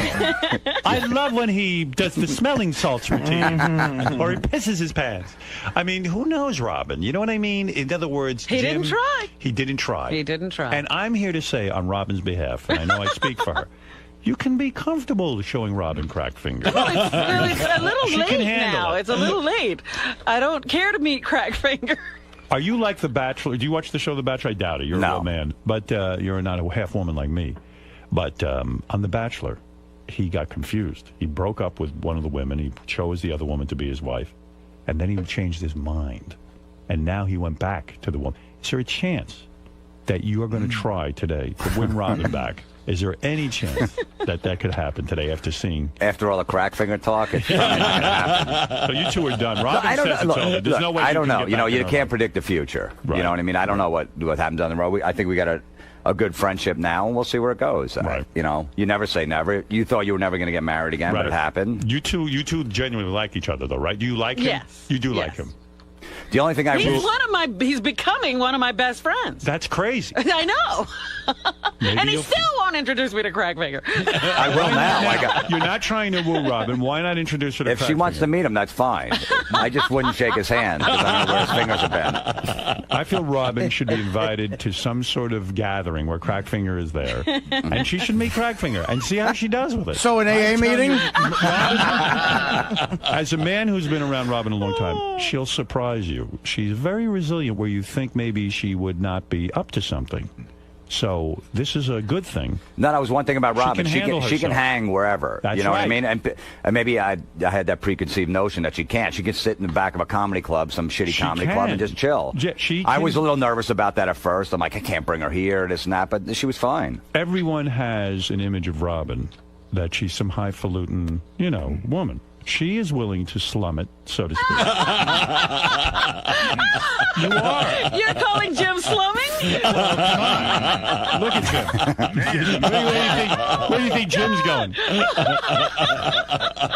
No, you got a Were you point. ever afraid that Robin would be attracted to Crackfinger and start dating him? He is very handsome. He is a and he's a funny dude. Yeah. Well, I'm glad you two guys are able to be in the room together and laugh and be friends. I'm sure you're very happy about that. It would probably be better if it was more uncomfortable. I sense there's some discomfort, though. I do sense discomfort. Between me and George. Yeah. There's discomfort in the room. How are things going? How are things going professionally? It's going great. I got a show on VH1 Classic. No kidding. Yeah, called That Metal Show. It will start the second season this Saturday night, 11 o'clock. Oh, yeah. No, is that what you're doing with Eddie? Yeah, Eddie Trunk and Yeah. Don Jameson. It's a good show. And what goes on that show? It's like a best damn sports show, period, but for hard rock and metal music. We sit around and talk. It's really very funny because they talk about heavy metal music, but in a way, it's a sporting event. Oh, I saw one No kidding. episode. I'll watch it. It's great. I saw an episode. They start talking about obscure.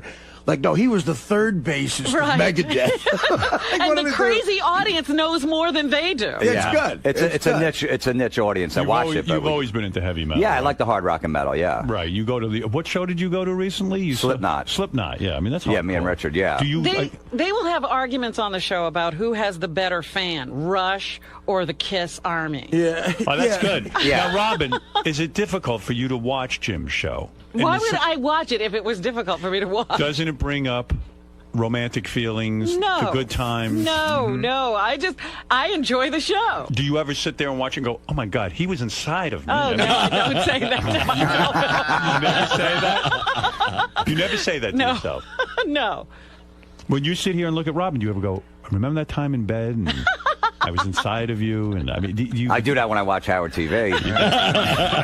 It is weird to be in the room with someone who's inside of you. But me, I totally forget Like, See, I do too. I wipe it out. When I see people I used to be with, they're like old friends. I don't remember There's any of nothing- that stuff at all. Wow, I sexual guess I experience wasn't that good. No offense.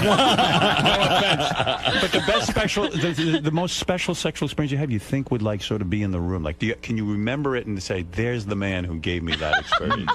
You can't do that. There's the man that shit on me. Well, now that you are trying to put it in my head, I won't go there. Right. It's always weird, But you two are very adult. I like that you. We work weren't through it. always. It was a little tough. Yeah, for a That's while. good. That's healthy. You see, I never do that kind of stuff. Like Robin could get angry and you can get angry, and then you talk about it and you work things through. I don't do that. Well, actually, I get angry and Jim talks things through. You don't give up on her. When No, she I gets don't. angry, I mean, you don't avoid her? there was a point where I was gonna. I just said, "Look, I'm sorry, and I guess we're not gonna be friends." And yeah, it was at one point it was bad. You like to be friends with the people. Yeah, I'd that like to. You have a relationship with somebody. I just don't like to cut them off and never see him again. I feel you're a very sensitive guy. I do feel he's a sensitive He is. guy. He is. He Mhm. does care about people. Got a big heart. I care about Artie a lot, man. Are you worried about Artie? Yeah, absolutely. Jim is a good Always. friend to me. He always has been. What do you Well, mean? why don't you take his calls? What? Is that right, Robin?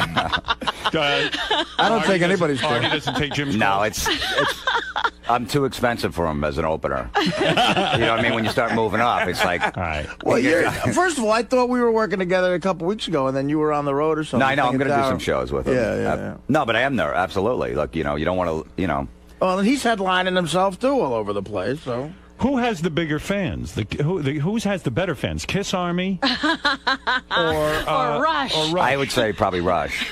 I disagree. I was never a huge Kiss fan. I never really got it. I never got it. I never got I didn't Kiss either. Me neither. I like the stuff, but I never got it. I don't even. I consider that more theatrical kind of stuff. But the Kiss Army, unless I'm wrong, they seem to have made Gene Simmons the richest man in America. They seem to buy whatever Buy shit all he puts that out. crap, yeah. They seem to follow Kiss around, and they really are, ecstatic over them. I don't really know too many Rush. What do you Army. know about Rush fans? Nothing. Nothing. I mean, I don't even know any Rush. But fans. that's why you don't have to be a hardcore fan of metal to like the show, because the arguments are just so entertaining. And then you see these guys Yeah. from, what is it, the 80s? They were big? Yeah. Right. They are still dressing the same way. It's the funny. It looks like Halloween, that show. Do you? So why do you think Rush has the better fans? I never got the Kiss thing, so that's why I said Rush. Oh, I see. But to me, either crowd doesn't get any chicks at their shows. Right. But how do you evaluate? How do you evaluate the better fan? I do it by the fact that they support Kiss, and no matter they put out a casket and people buy it. Well, also Rush, hasn't been played on the radio. They put out an album every year, and they sell out like 2-3 nights at the Garden all the time. I see. And you're like, they're still around, but they got hardcore fans too. They got Geddy Lee. I mean, They don't just sell all their shit either. What is your fascination with Oz from Stryper? What is that all about? Do you ever? No, I discuss- like that band Stryper. You Richard do? likes them too. Yeah. Do you ever discuss that with Robin, or do you leave her out of that? And we never got to that. That's my point with you and Robin. What? You Look, never we brought went to her into your shows. We world. went to Van Halen. We saw Stone Temple Pilots. Was she fun when you brought Absolutely. her? Then what the hell's She the was problem? drinking beers. I like you two together. You know what I mean? What's the problem? Why are you two not together? You Well, look, love the shows. You can take Robin anywhere. She's got the big cans. She's up for it sexually. Here we go. I know she's good in bed. I just know it. I don't even doubt it. Really, you All think right, so? she doesn't like to blow you, but she'll definitely put out. No, you've admitted that. She doesn't like to Whatever blow. you say. She'll do Whatever it for you say. begrudgingly. She told me that. Okay. You did? You're right. You're absolutely right. Okay. Didn't you agree? I didn't see her make a face before. Like she was going to do the dishes. I feel like you two are perfect for each other. I don't know. It's upsetting to me. I really thought this was it, Robin.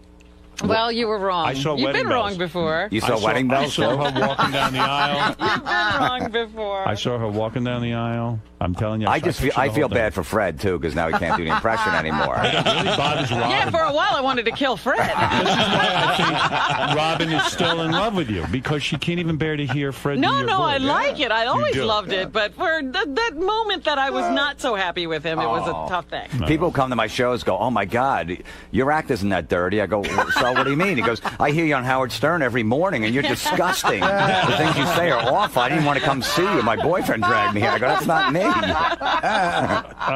Well, Would Crackfinger have been your best man if Robin and you did tie him? Would he have, Well, I would have hoped that I would meet the best man. He probably, either that or one of my brothers. I'd probably bring Crackfinger in just because it's more interesting. I think Robin really liked your family. I think that was devastating for her because she not only lost you, but she lost your entire family. Oh, my God. Well, she only met him once, but no, I mean, I do Really? have a close, I'm close with my family and stuff, and she did like that part that I was. She did like it. She liked that about you. Yeah, she liked you. I'm telling you. I think... I still like him. You do. It's not a past tense thing.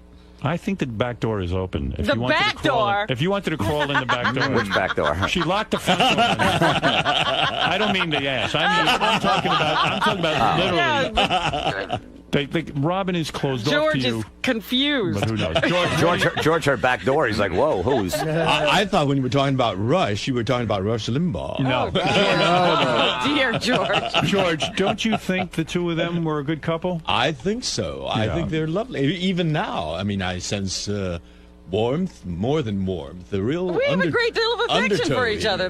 That's it's not a secret. Roy, I mean, Roy. You just called him Roy. My friend Roy's in the dresser.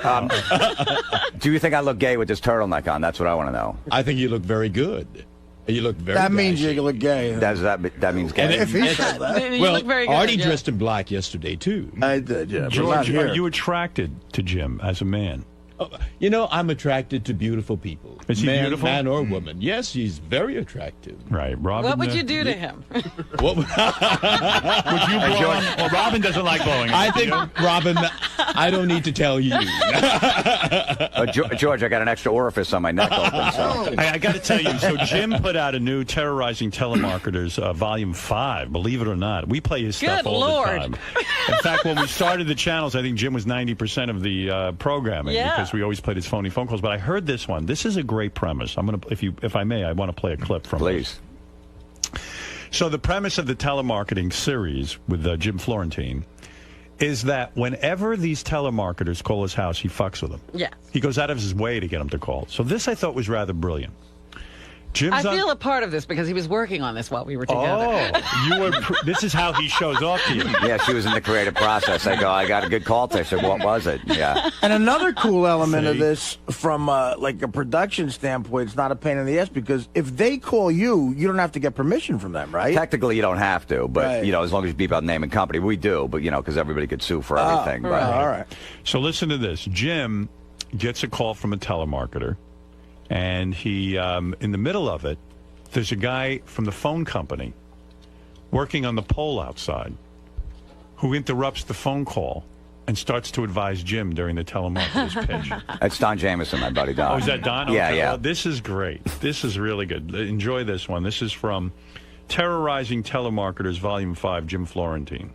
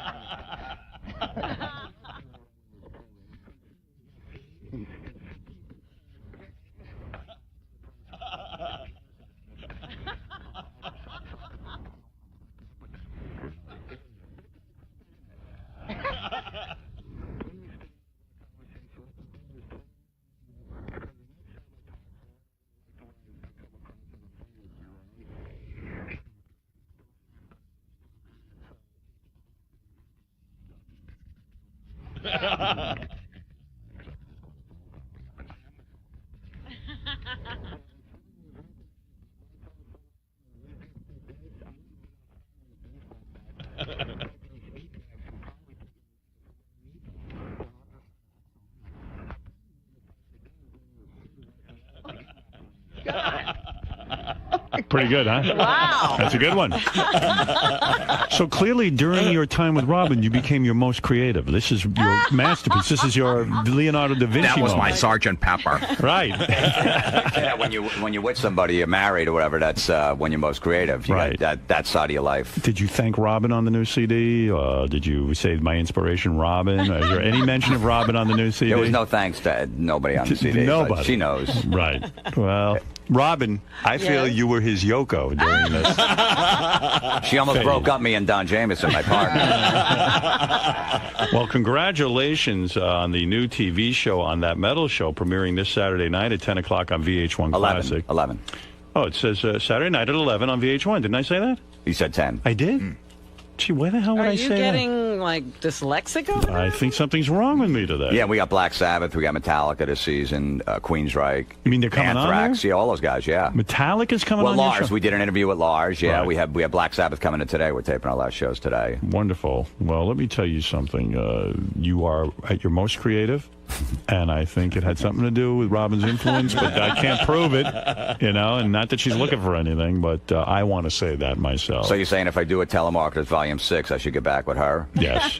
Yeah, I do. I think this is your best work yet. I mean, there's a trillion funny phone calls on this thing, and you can get that at jimflorentine.com. Did you and Robin ever develop pet names for each other? I never heard you referred to as Honey or any pet name. Did you? Was she always Robin and you were always Jim? Yeah. Is that right? Sometimes she would slip and call me Howard. Yeah. What a shame. Yeah, a couple times in the bedroom. You know what? But that's a sweet nothing. Yeah. She'll never get over me. So you really think that she dated me because she likes you and she kind of like, all right, he's a funny guy, and if Yeah, I can't I think have Howard. that It was Robin. a transference thing. I said, oh, another funny guy. I think the hell that's Robin's life is that she's in love with me, and no man compares to me. I mean, you came close.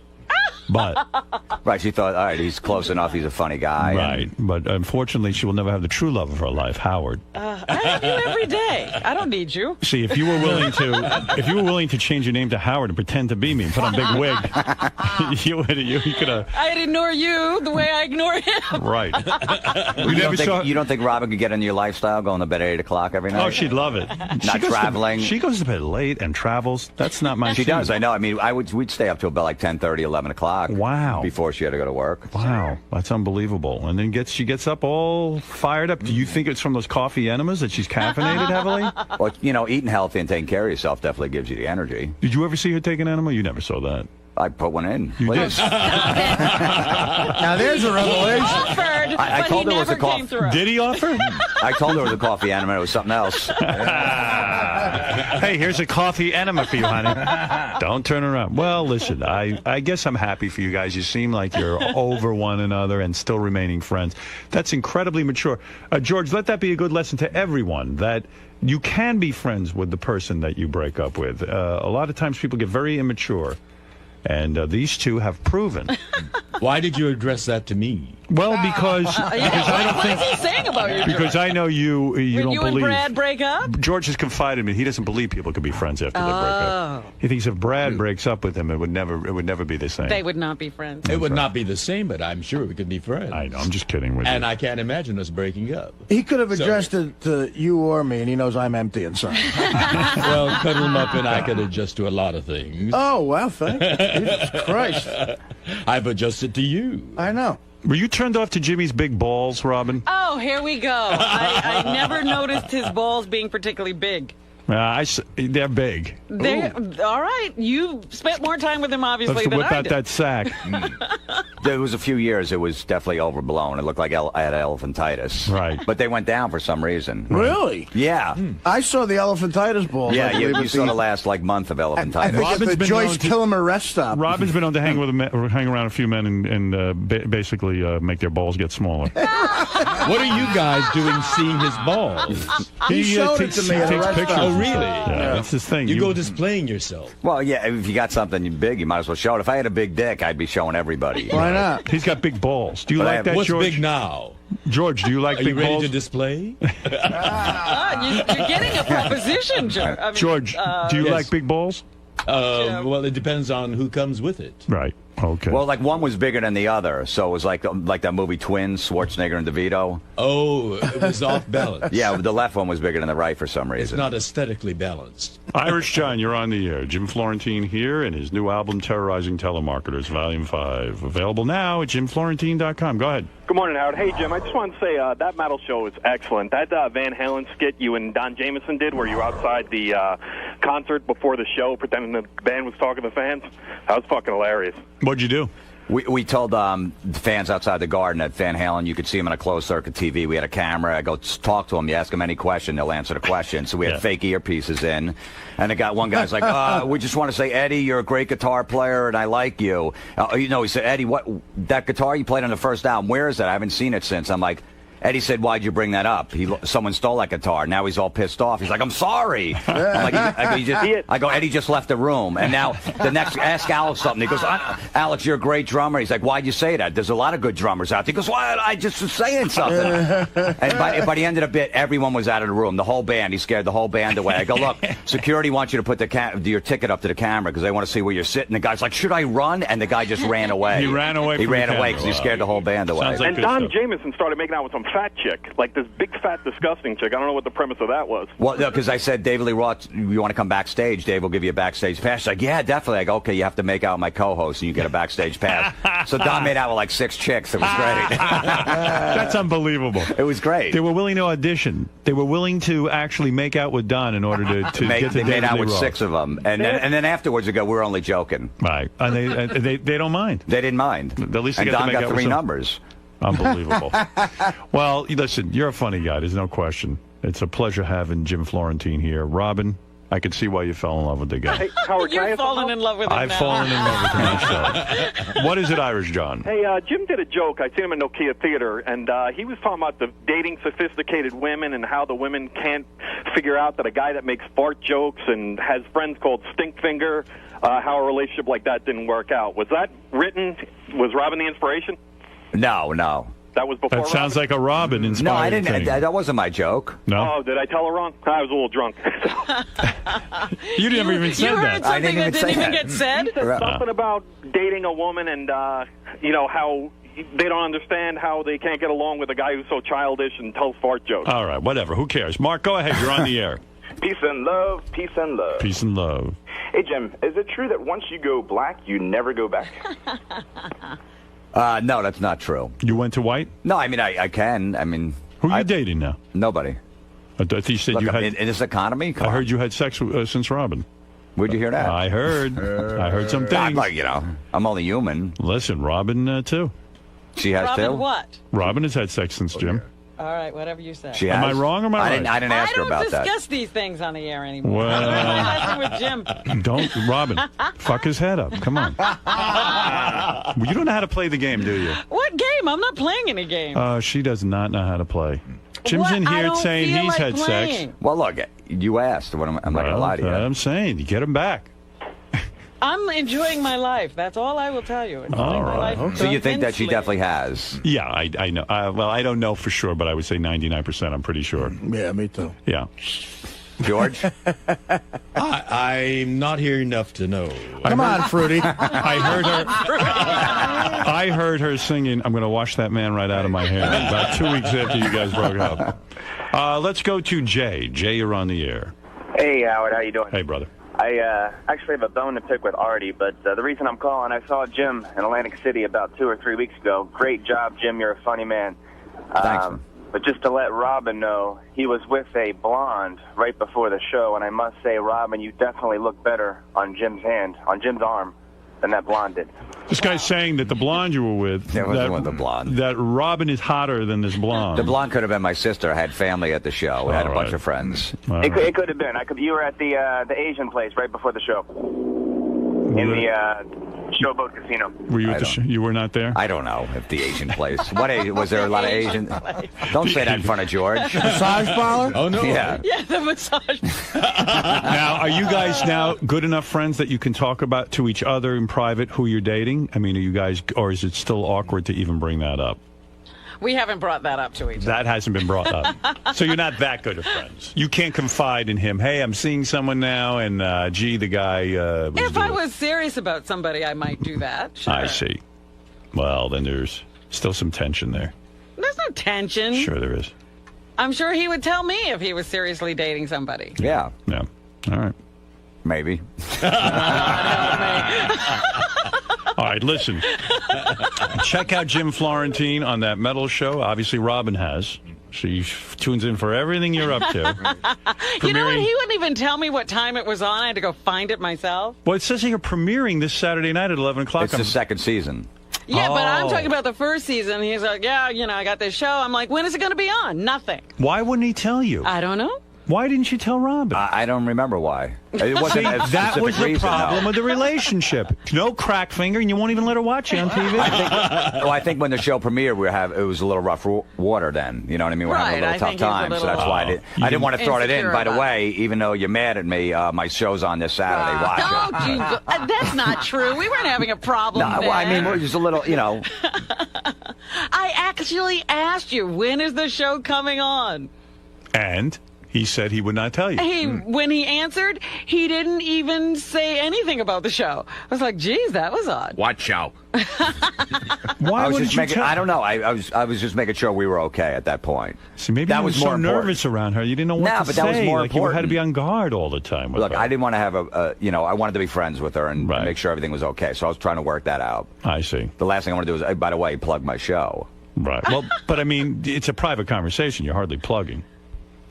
Yeah, but I didn't want to just bring that up. Robin, we don't have any problems. My show's on Saturday. You got to see Twisted Sister's going to be on. I didn't want to do that. Saying, when is it coming on? When is it? What time is it on? I never said a word. Sometimes I don't hear everything. I don't understand that, Robin. I'm having trouble understanding that conflict. I don't get it. Like, I don't know what was going on with him at the time. I said, well, geez, he doesn't want me to know. Okay. I think you make Jim very nervous. That was the problem with the relationship. No, I was never You had nervous to always around her. make sure. In the beginning, I was. The first couple of dates, obviously, yeah. Right. But no. Yeah, I used to say, you're afraid of me. He is, right?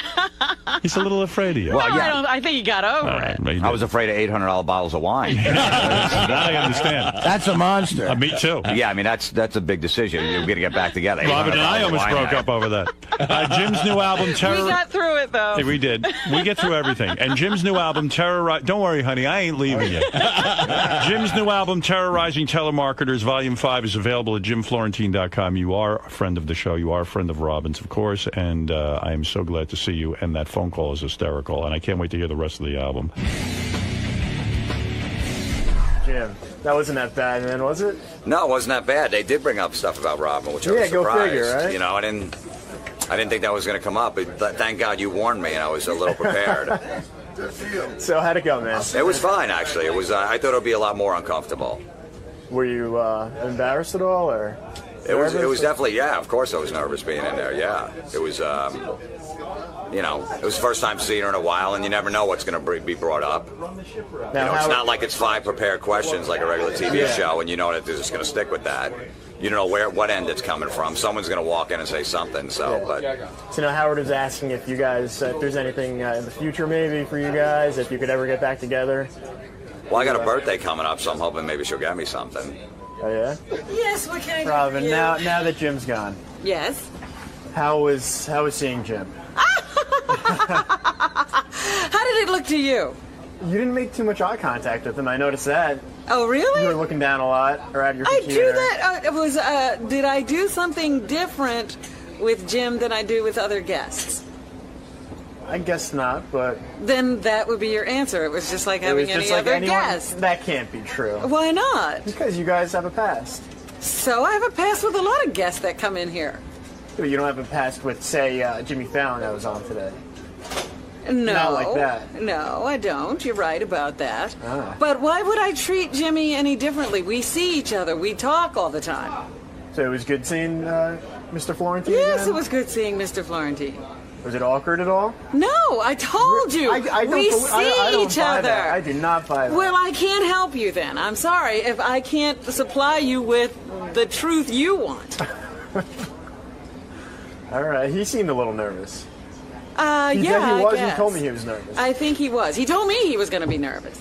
He said, geez, I know this is going to be a little nerve-wracking, and I said... I wrote him an email and I said, when are you coming in? And he was like, yeah, it's going to be a little nerve-wracking, but I'm sure it'll be fine. And I said, I was asking so I know when to get nervous. I'm not nervous at all. So you don't understand why he would be nervous? Oh, he doesn't do this every day. Oh, okay. So maybe it's a big thing for him, yeah. All right. So it was good seeing him, though? Yes, absolutely. You're glad he came by? I'm glad he came by. I'm glad he... I'm a host of Late Night with Jimmy Fallon. I'm here because I fucking love Howard Stern. You excited to be back, man? Yeah, I'm so excited. I want to see Artie, Robin. It's going to see Fred. This is going to be really cool. I always like coming in here, saying hi. I brought my guitar. What do you do with the guitar? I don't know. I might play a song. I don't know. Every time I'm here, I usually play something. So maybe if they want it, if they want it. If they don't, I don't have to play it. But I'm psyched. It's good to see everybody. So what do you think you're going to talk about today? Your new show?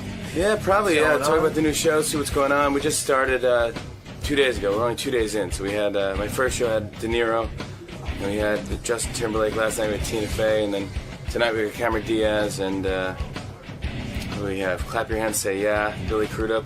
Sounds like things are going pretty well so far. It's good. It's a grind. It's a grind. It's a total, it's a job. And I never really had a 9-to-5 job. It's 9 to 9 now, so it's actually really long. And now I'm a morning person, so it's weird. But I'm growing up, Cool, man. All right, man. We'll see you in there. Cool, man. Thanks for having me here. Hey, Jimmy Fallon's here. He just started his late night talk show. Just read an excellent review of it. He is making the rounds. He's out there promoting. He's getting behind it. Look at this guy. All right, Jimmy. Look at you.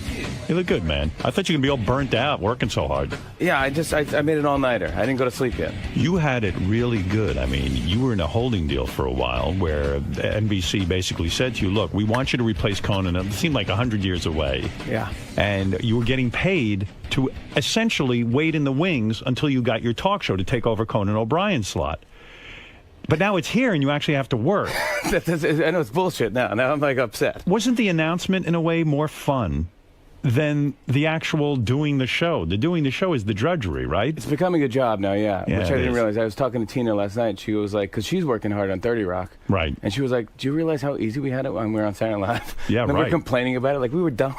We were like, oh, here we go, another week. It's true. On Saturday Night Live, you have this ensemble, and you don't work have all week, and then you only go on the air on Saturday, and so then you do the big show Saturday, and then Sunday you have off. Monday you come in at 3 in the afternoon. It's kind of easy compared to a day-to-day job. In a way, after Saturday Night Live, there's like two groups. There's a group of guys who excel. Like Adam Sandler becomes this big thing, and Tracy Morgan's on 30 Rock, Tina Fey becomes big, whatever. And then there's another group that just kind of fades away. And I would think the big pressure now is really on not to fade away. You got to do movies, you got to do a talk show. I mean, so now you've got your own show, and you've got to prove to the world all of a sudden that you're the world's greatest talk show host. It's a lot of pressure. Yeah, it's weird. It's just weird because I don't know how to do it yet. And you're doing fine. I read a review today, said you were really good. You got a 3 or 4 star review in the Daily News. The Post and the Daily News liked it though. Yeah. Yeah, they said shows a lot of promise and blah blah blah blah blah. Like it's a.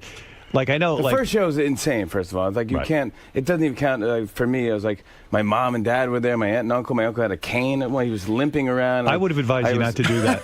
I mean, I was trying to help him. I was trying to help him sit in the seat. And then, I will make sure he's all right. And then I come in for the meeting after the show, and my room has flowers in it and balloons. I thought, like, I got my appendix out. I got a hospital room. I go, this is insane. I go, it must be so fucking surreal, because think about it, you're in that building, which you've worked in before, but, I mean, you're like doing, like Johnny Carson started there, and Letterman going. But it is. It's a lot of pressure. Suddenly, like the first show.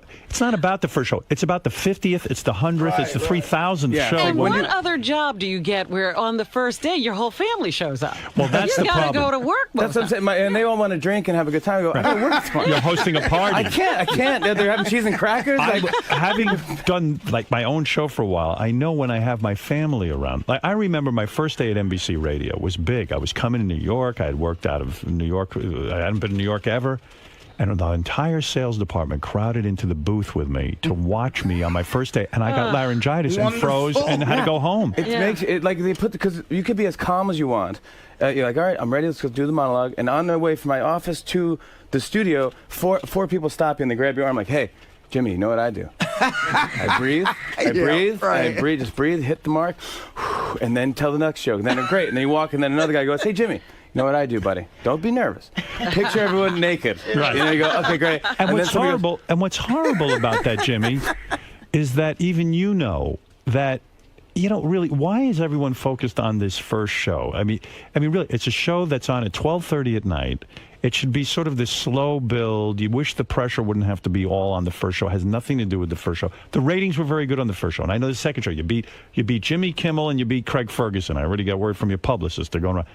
But, very good. But I'm sure you even go around going, listen, even Katie Couric had a big first week. I got to do this in the long run. I got to keep people interested and all of that. Yeah. Is the ratings pressure at that time of the night as great? It's always great. You know what? I know that guy who comes on after you. Nobody ever talks about that show. Nobody knows how many people watch Carson that Daly? show. Yeah. No one even knows he's alive. I mean, 1:30 in the morning. Do you think he's mad at you for getting the Conan slot and not him? Like, it's sort of like the other guy gets to move up. Right. He didn't tell me if he was. He was. I don't think he's mad. He sent me a nice bottle of whiskey, and he said, love your fan. He crossed out and put Tool. Carson Daly. Said that was funny. Carson Daly's a nice guy, but as a comedian, I would have been a little aggravated. Sure. You want to see a comic get it, right? Because I mean that's what it should be. That's why Jimmy got it. I mean, he also not a good comedian. Hey, Jimmy. So when you talk about this new job being work, the hardest part for you, I think, is. I mean, okay, the first night you get, and I was talking about it this morning, you get Robert De Niro. And you got Drew Barrymore coming on, and you got this one coming on. Justin Timberlake. And they're you really have to building it up. In order to make this first week dynamic, you had to call these people personally.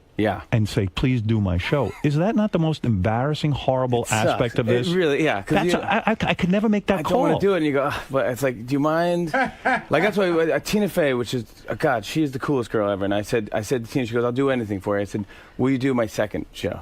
But wait a second. When you say do anything, you had to pick up the phone. You have her home phone number, and you called her personally. Yeah. And do you feel like maybe she's saying to herself, "Oh no, he's going to ask me Jimmy's to do the on show"? The phone. Of course, yeah. I sent her an email. I sent her an email, so I don't have to hear her roll her eyes over the phone. Did anyone say no to you? We had a couple people. Like I think we went out to. You two ended up doing a week on Letterman. Right. Okay. So, I heard Regis was afraid to do your show because he didn't want to offend Letterman, and he's a regular on Letterman. Which is understood. Well, but aren't you freaked out by these booking wars? Did you realize how bad it is? I didn't realize how stupid the whole thing is. I go. Here's the thing about our show. I don't care if you do Kimmel, you do Ferguson, you do Today's Show, Tonight Show, whatever you want to do. Do me fifth. Work out your kinks and then come do my show. We're about peace. I don't care. Just come on, have a good time. But can you win if you don't have Eye of the Tiger? I do. I understand it. I understand that I like a guest first. When I was on terrestrial radio and I was #1 in the morning, I would say, listen, you don't do my show first.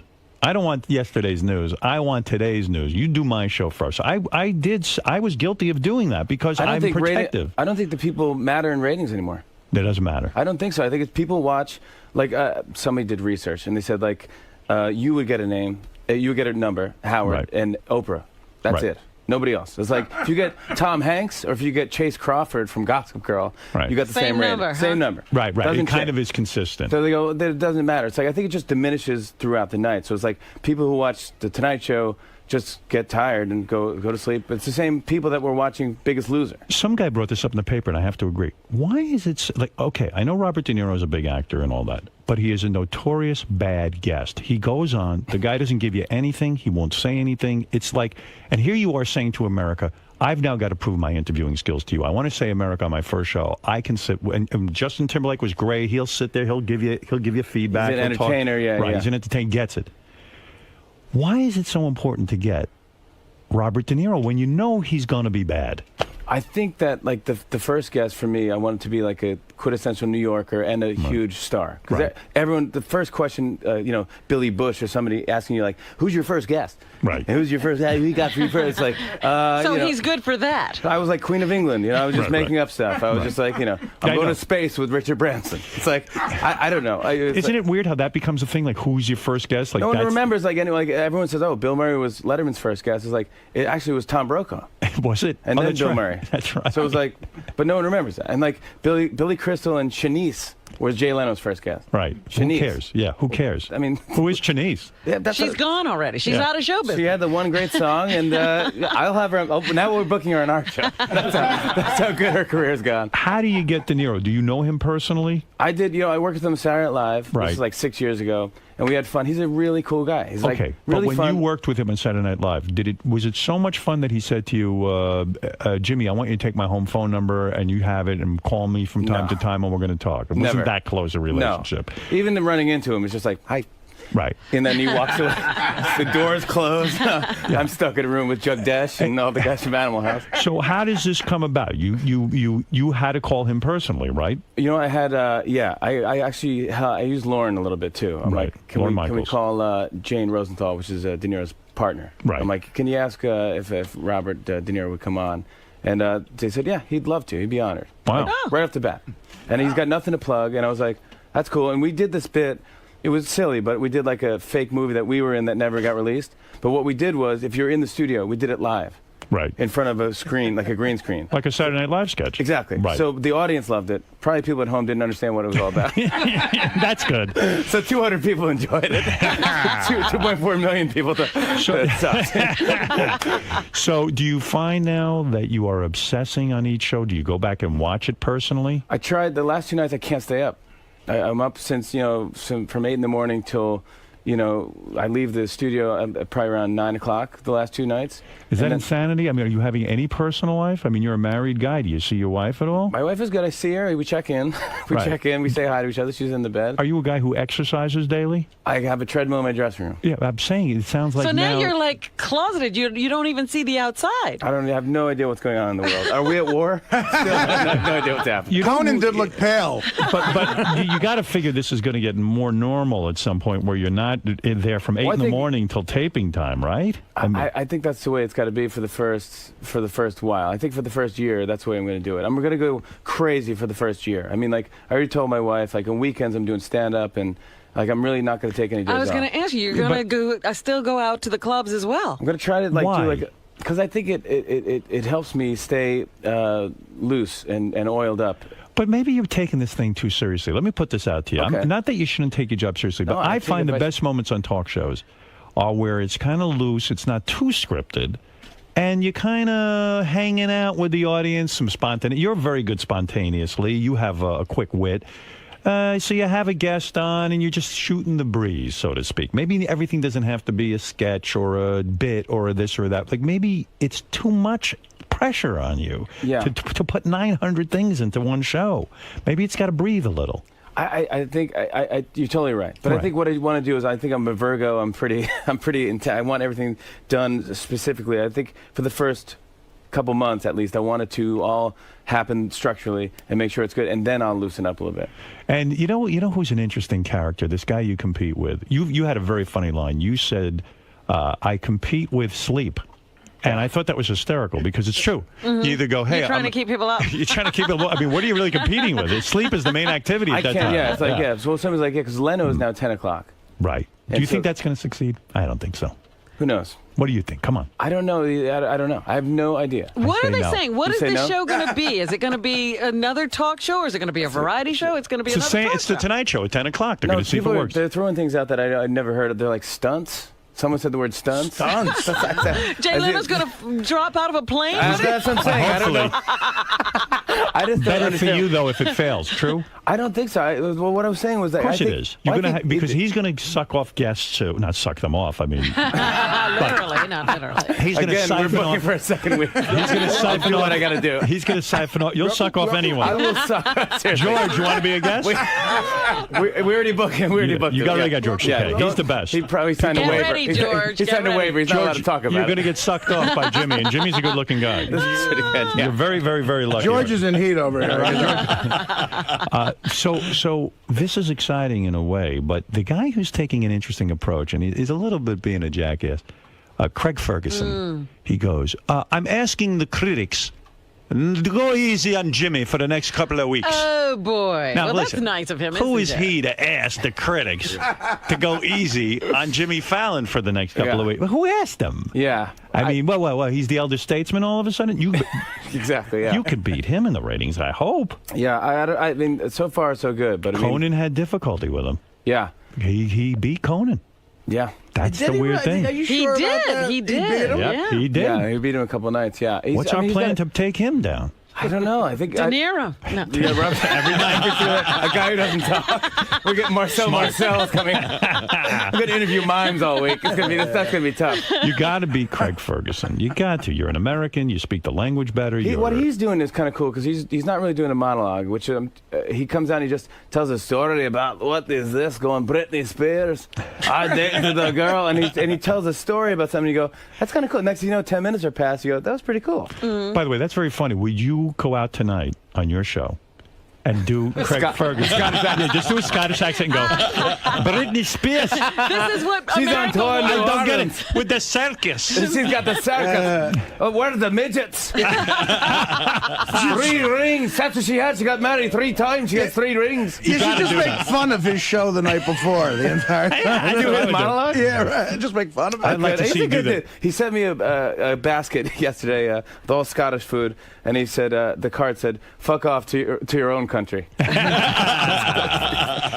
So you know what I got a call from? I think you would like. Yes. I go in. There's another that makes the day not your actual first day of work. I go in 10 o'clock in the morning. We're doing a meeting. I get called out. I have a phone call from Dick Cavett.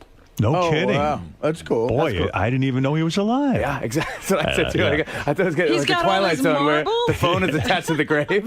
He's one of those guys that I heard his house burned down to the ground. Yeah, that was the last I heard He's of calling him. me from the dead. He's rebuilding.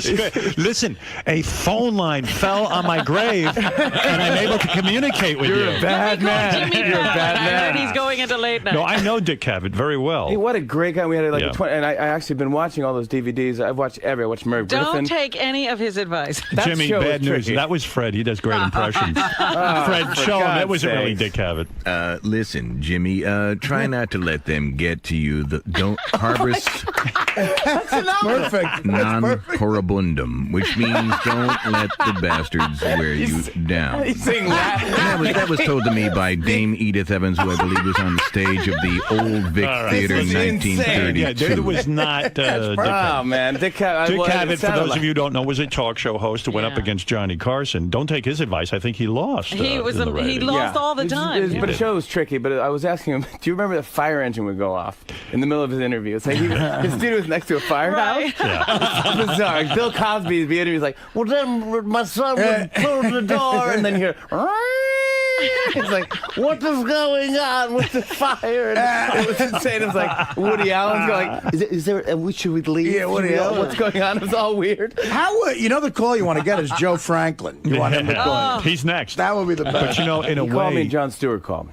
So, he did that's call good. you? Yeah, That's those good. are 2 guys that called me. I guess I should have called you, but I mean, I didn't want to You bother never you. think of that. Yeah. Well, Dick No, Cavett, what please. is he doing? Of course he's calling. I wished you a lot of luck on the air. Yeah, I said it where it counted, where Yeah. people could hear it. Yeah, you. you're Word actually got back promoting there, it. yeah. Dick Word Cavett got- can do nothing but make calls. Leno was cool to me. Leno was really cool. He gave me a couple of props. Yeah, he's like, let's take two for Jimmy Fallon, which is good. It helps. Right. I take it. So you're feeling positive. So when you make these calls, like Drew Barrymore came on the show. Now your wife Yeah. is in a production company with Drew Barrymore. Yeah, they're partners. So do you say, gee, honey, can you call Drew Barrymore, or do you make the call Well, yourself? also Jimmy did a movie with her, Fever Pitch. Right. They're friends. Is that how you met your wife?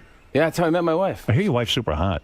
She's really pretty. Your wife's older than you, though. Yeah. Were you nervous marrying a woman older than you? Were you afraid that like she'll get too old, like because you're much younger? Do you know what I mean? I didn't. I know what you mean. I didn't feel that at all because she looks really young. Yeah, I heard she's super hot. She's super cool, and she's like honestly, she's super smart and fun. She's interesting. Loves your show, by the way. Like constantly, like, but she loves hearing about relationships and things, and she gets into the stuff. She's intrigued by that stuff. Like reality shows couldn't be better for her. Did Drew introduce you to your wife? Kind of. Well. Yeah, I mean, we did this movie. We're in Boston. We're doing Fever Pitch, and I just saw this girl, and she's so pretty. And then I was like, oh, she's so pretty. And she's a producer. And then, like, my driver was driving. And I was like, hey, she's a hot piece. I go, hey, watch it. That's my future ex-wife. My future ex-wife. So then we were selling the movie in London, and I was like, I saw her, and I go, hey, I missed you. And she goes, I miss you too. And like, we kind of just kind of fell in love. Romance. Yeah. Yeah, exactly. Got in her pants right away, huh? Yeah. Look at you. Pretty phenomenal. Yeah, you're a fast mover. Yeah, you know, I'm so lame. You know, the first kiss, we were watching Taxi. Not my movie, the TV show I got on DVD. Right. Like, you never seen Taxi? You got to watch Taxi. And I made her watch Taxi. Oh, really? And I was there, yeah. I was so glad when Jimmy got married, actually. Why? Because Beth used to always say to me, gee, Jimmy Fallon's so good looking. He's such a cute guy. Oh, He's such she a cute was guy. a big fan of his. And I would just get jealous for no apparent reason. I mean, she doesn't even know Jimmy Fallon. And then I just said, and then when he got married, I was like, oh, he's a good guy. Yeah, he's off the market. I can talk now I can talk about. Now I can like I remember that. I used to have to put him down. I go, he's really not funny. Oh, that's fun. I remember that rap on here because you were hosting the video awards or something, and he was doing the Ryan Seacrest impression, and you were both laughing at it because good looking you could deal with, but then Beth was saying like, oh, and he's so funny and talented. And you're then like, I started hating you. Yeah, why can I like? I can't like this guy. Yeah. By the way, can I say something about Ryan Seacrest as long as you bring up his name? I mean, I'm watching American Idol last night, and this guy has gotten. How do you do it?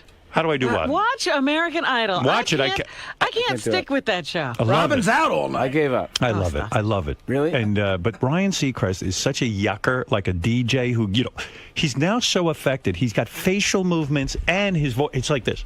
And now, it's American Idol. Oh God! And he's like he's got this contortion. He knows that there's no human being that speaks like that. They're all he yucks aliens. it up. You know, it's like once you do, the more you do stuff, you find things like it's almost like the "Hey now," Hank King's like that's his catchphrase. Yeah. The more he does it, he's going to keep doing it, and then it morphs into a monster, like a Warcraft character. Exactly. It's like this isn't even a human anymore. He's becoming a parody of himself. Yeah. I really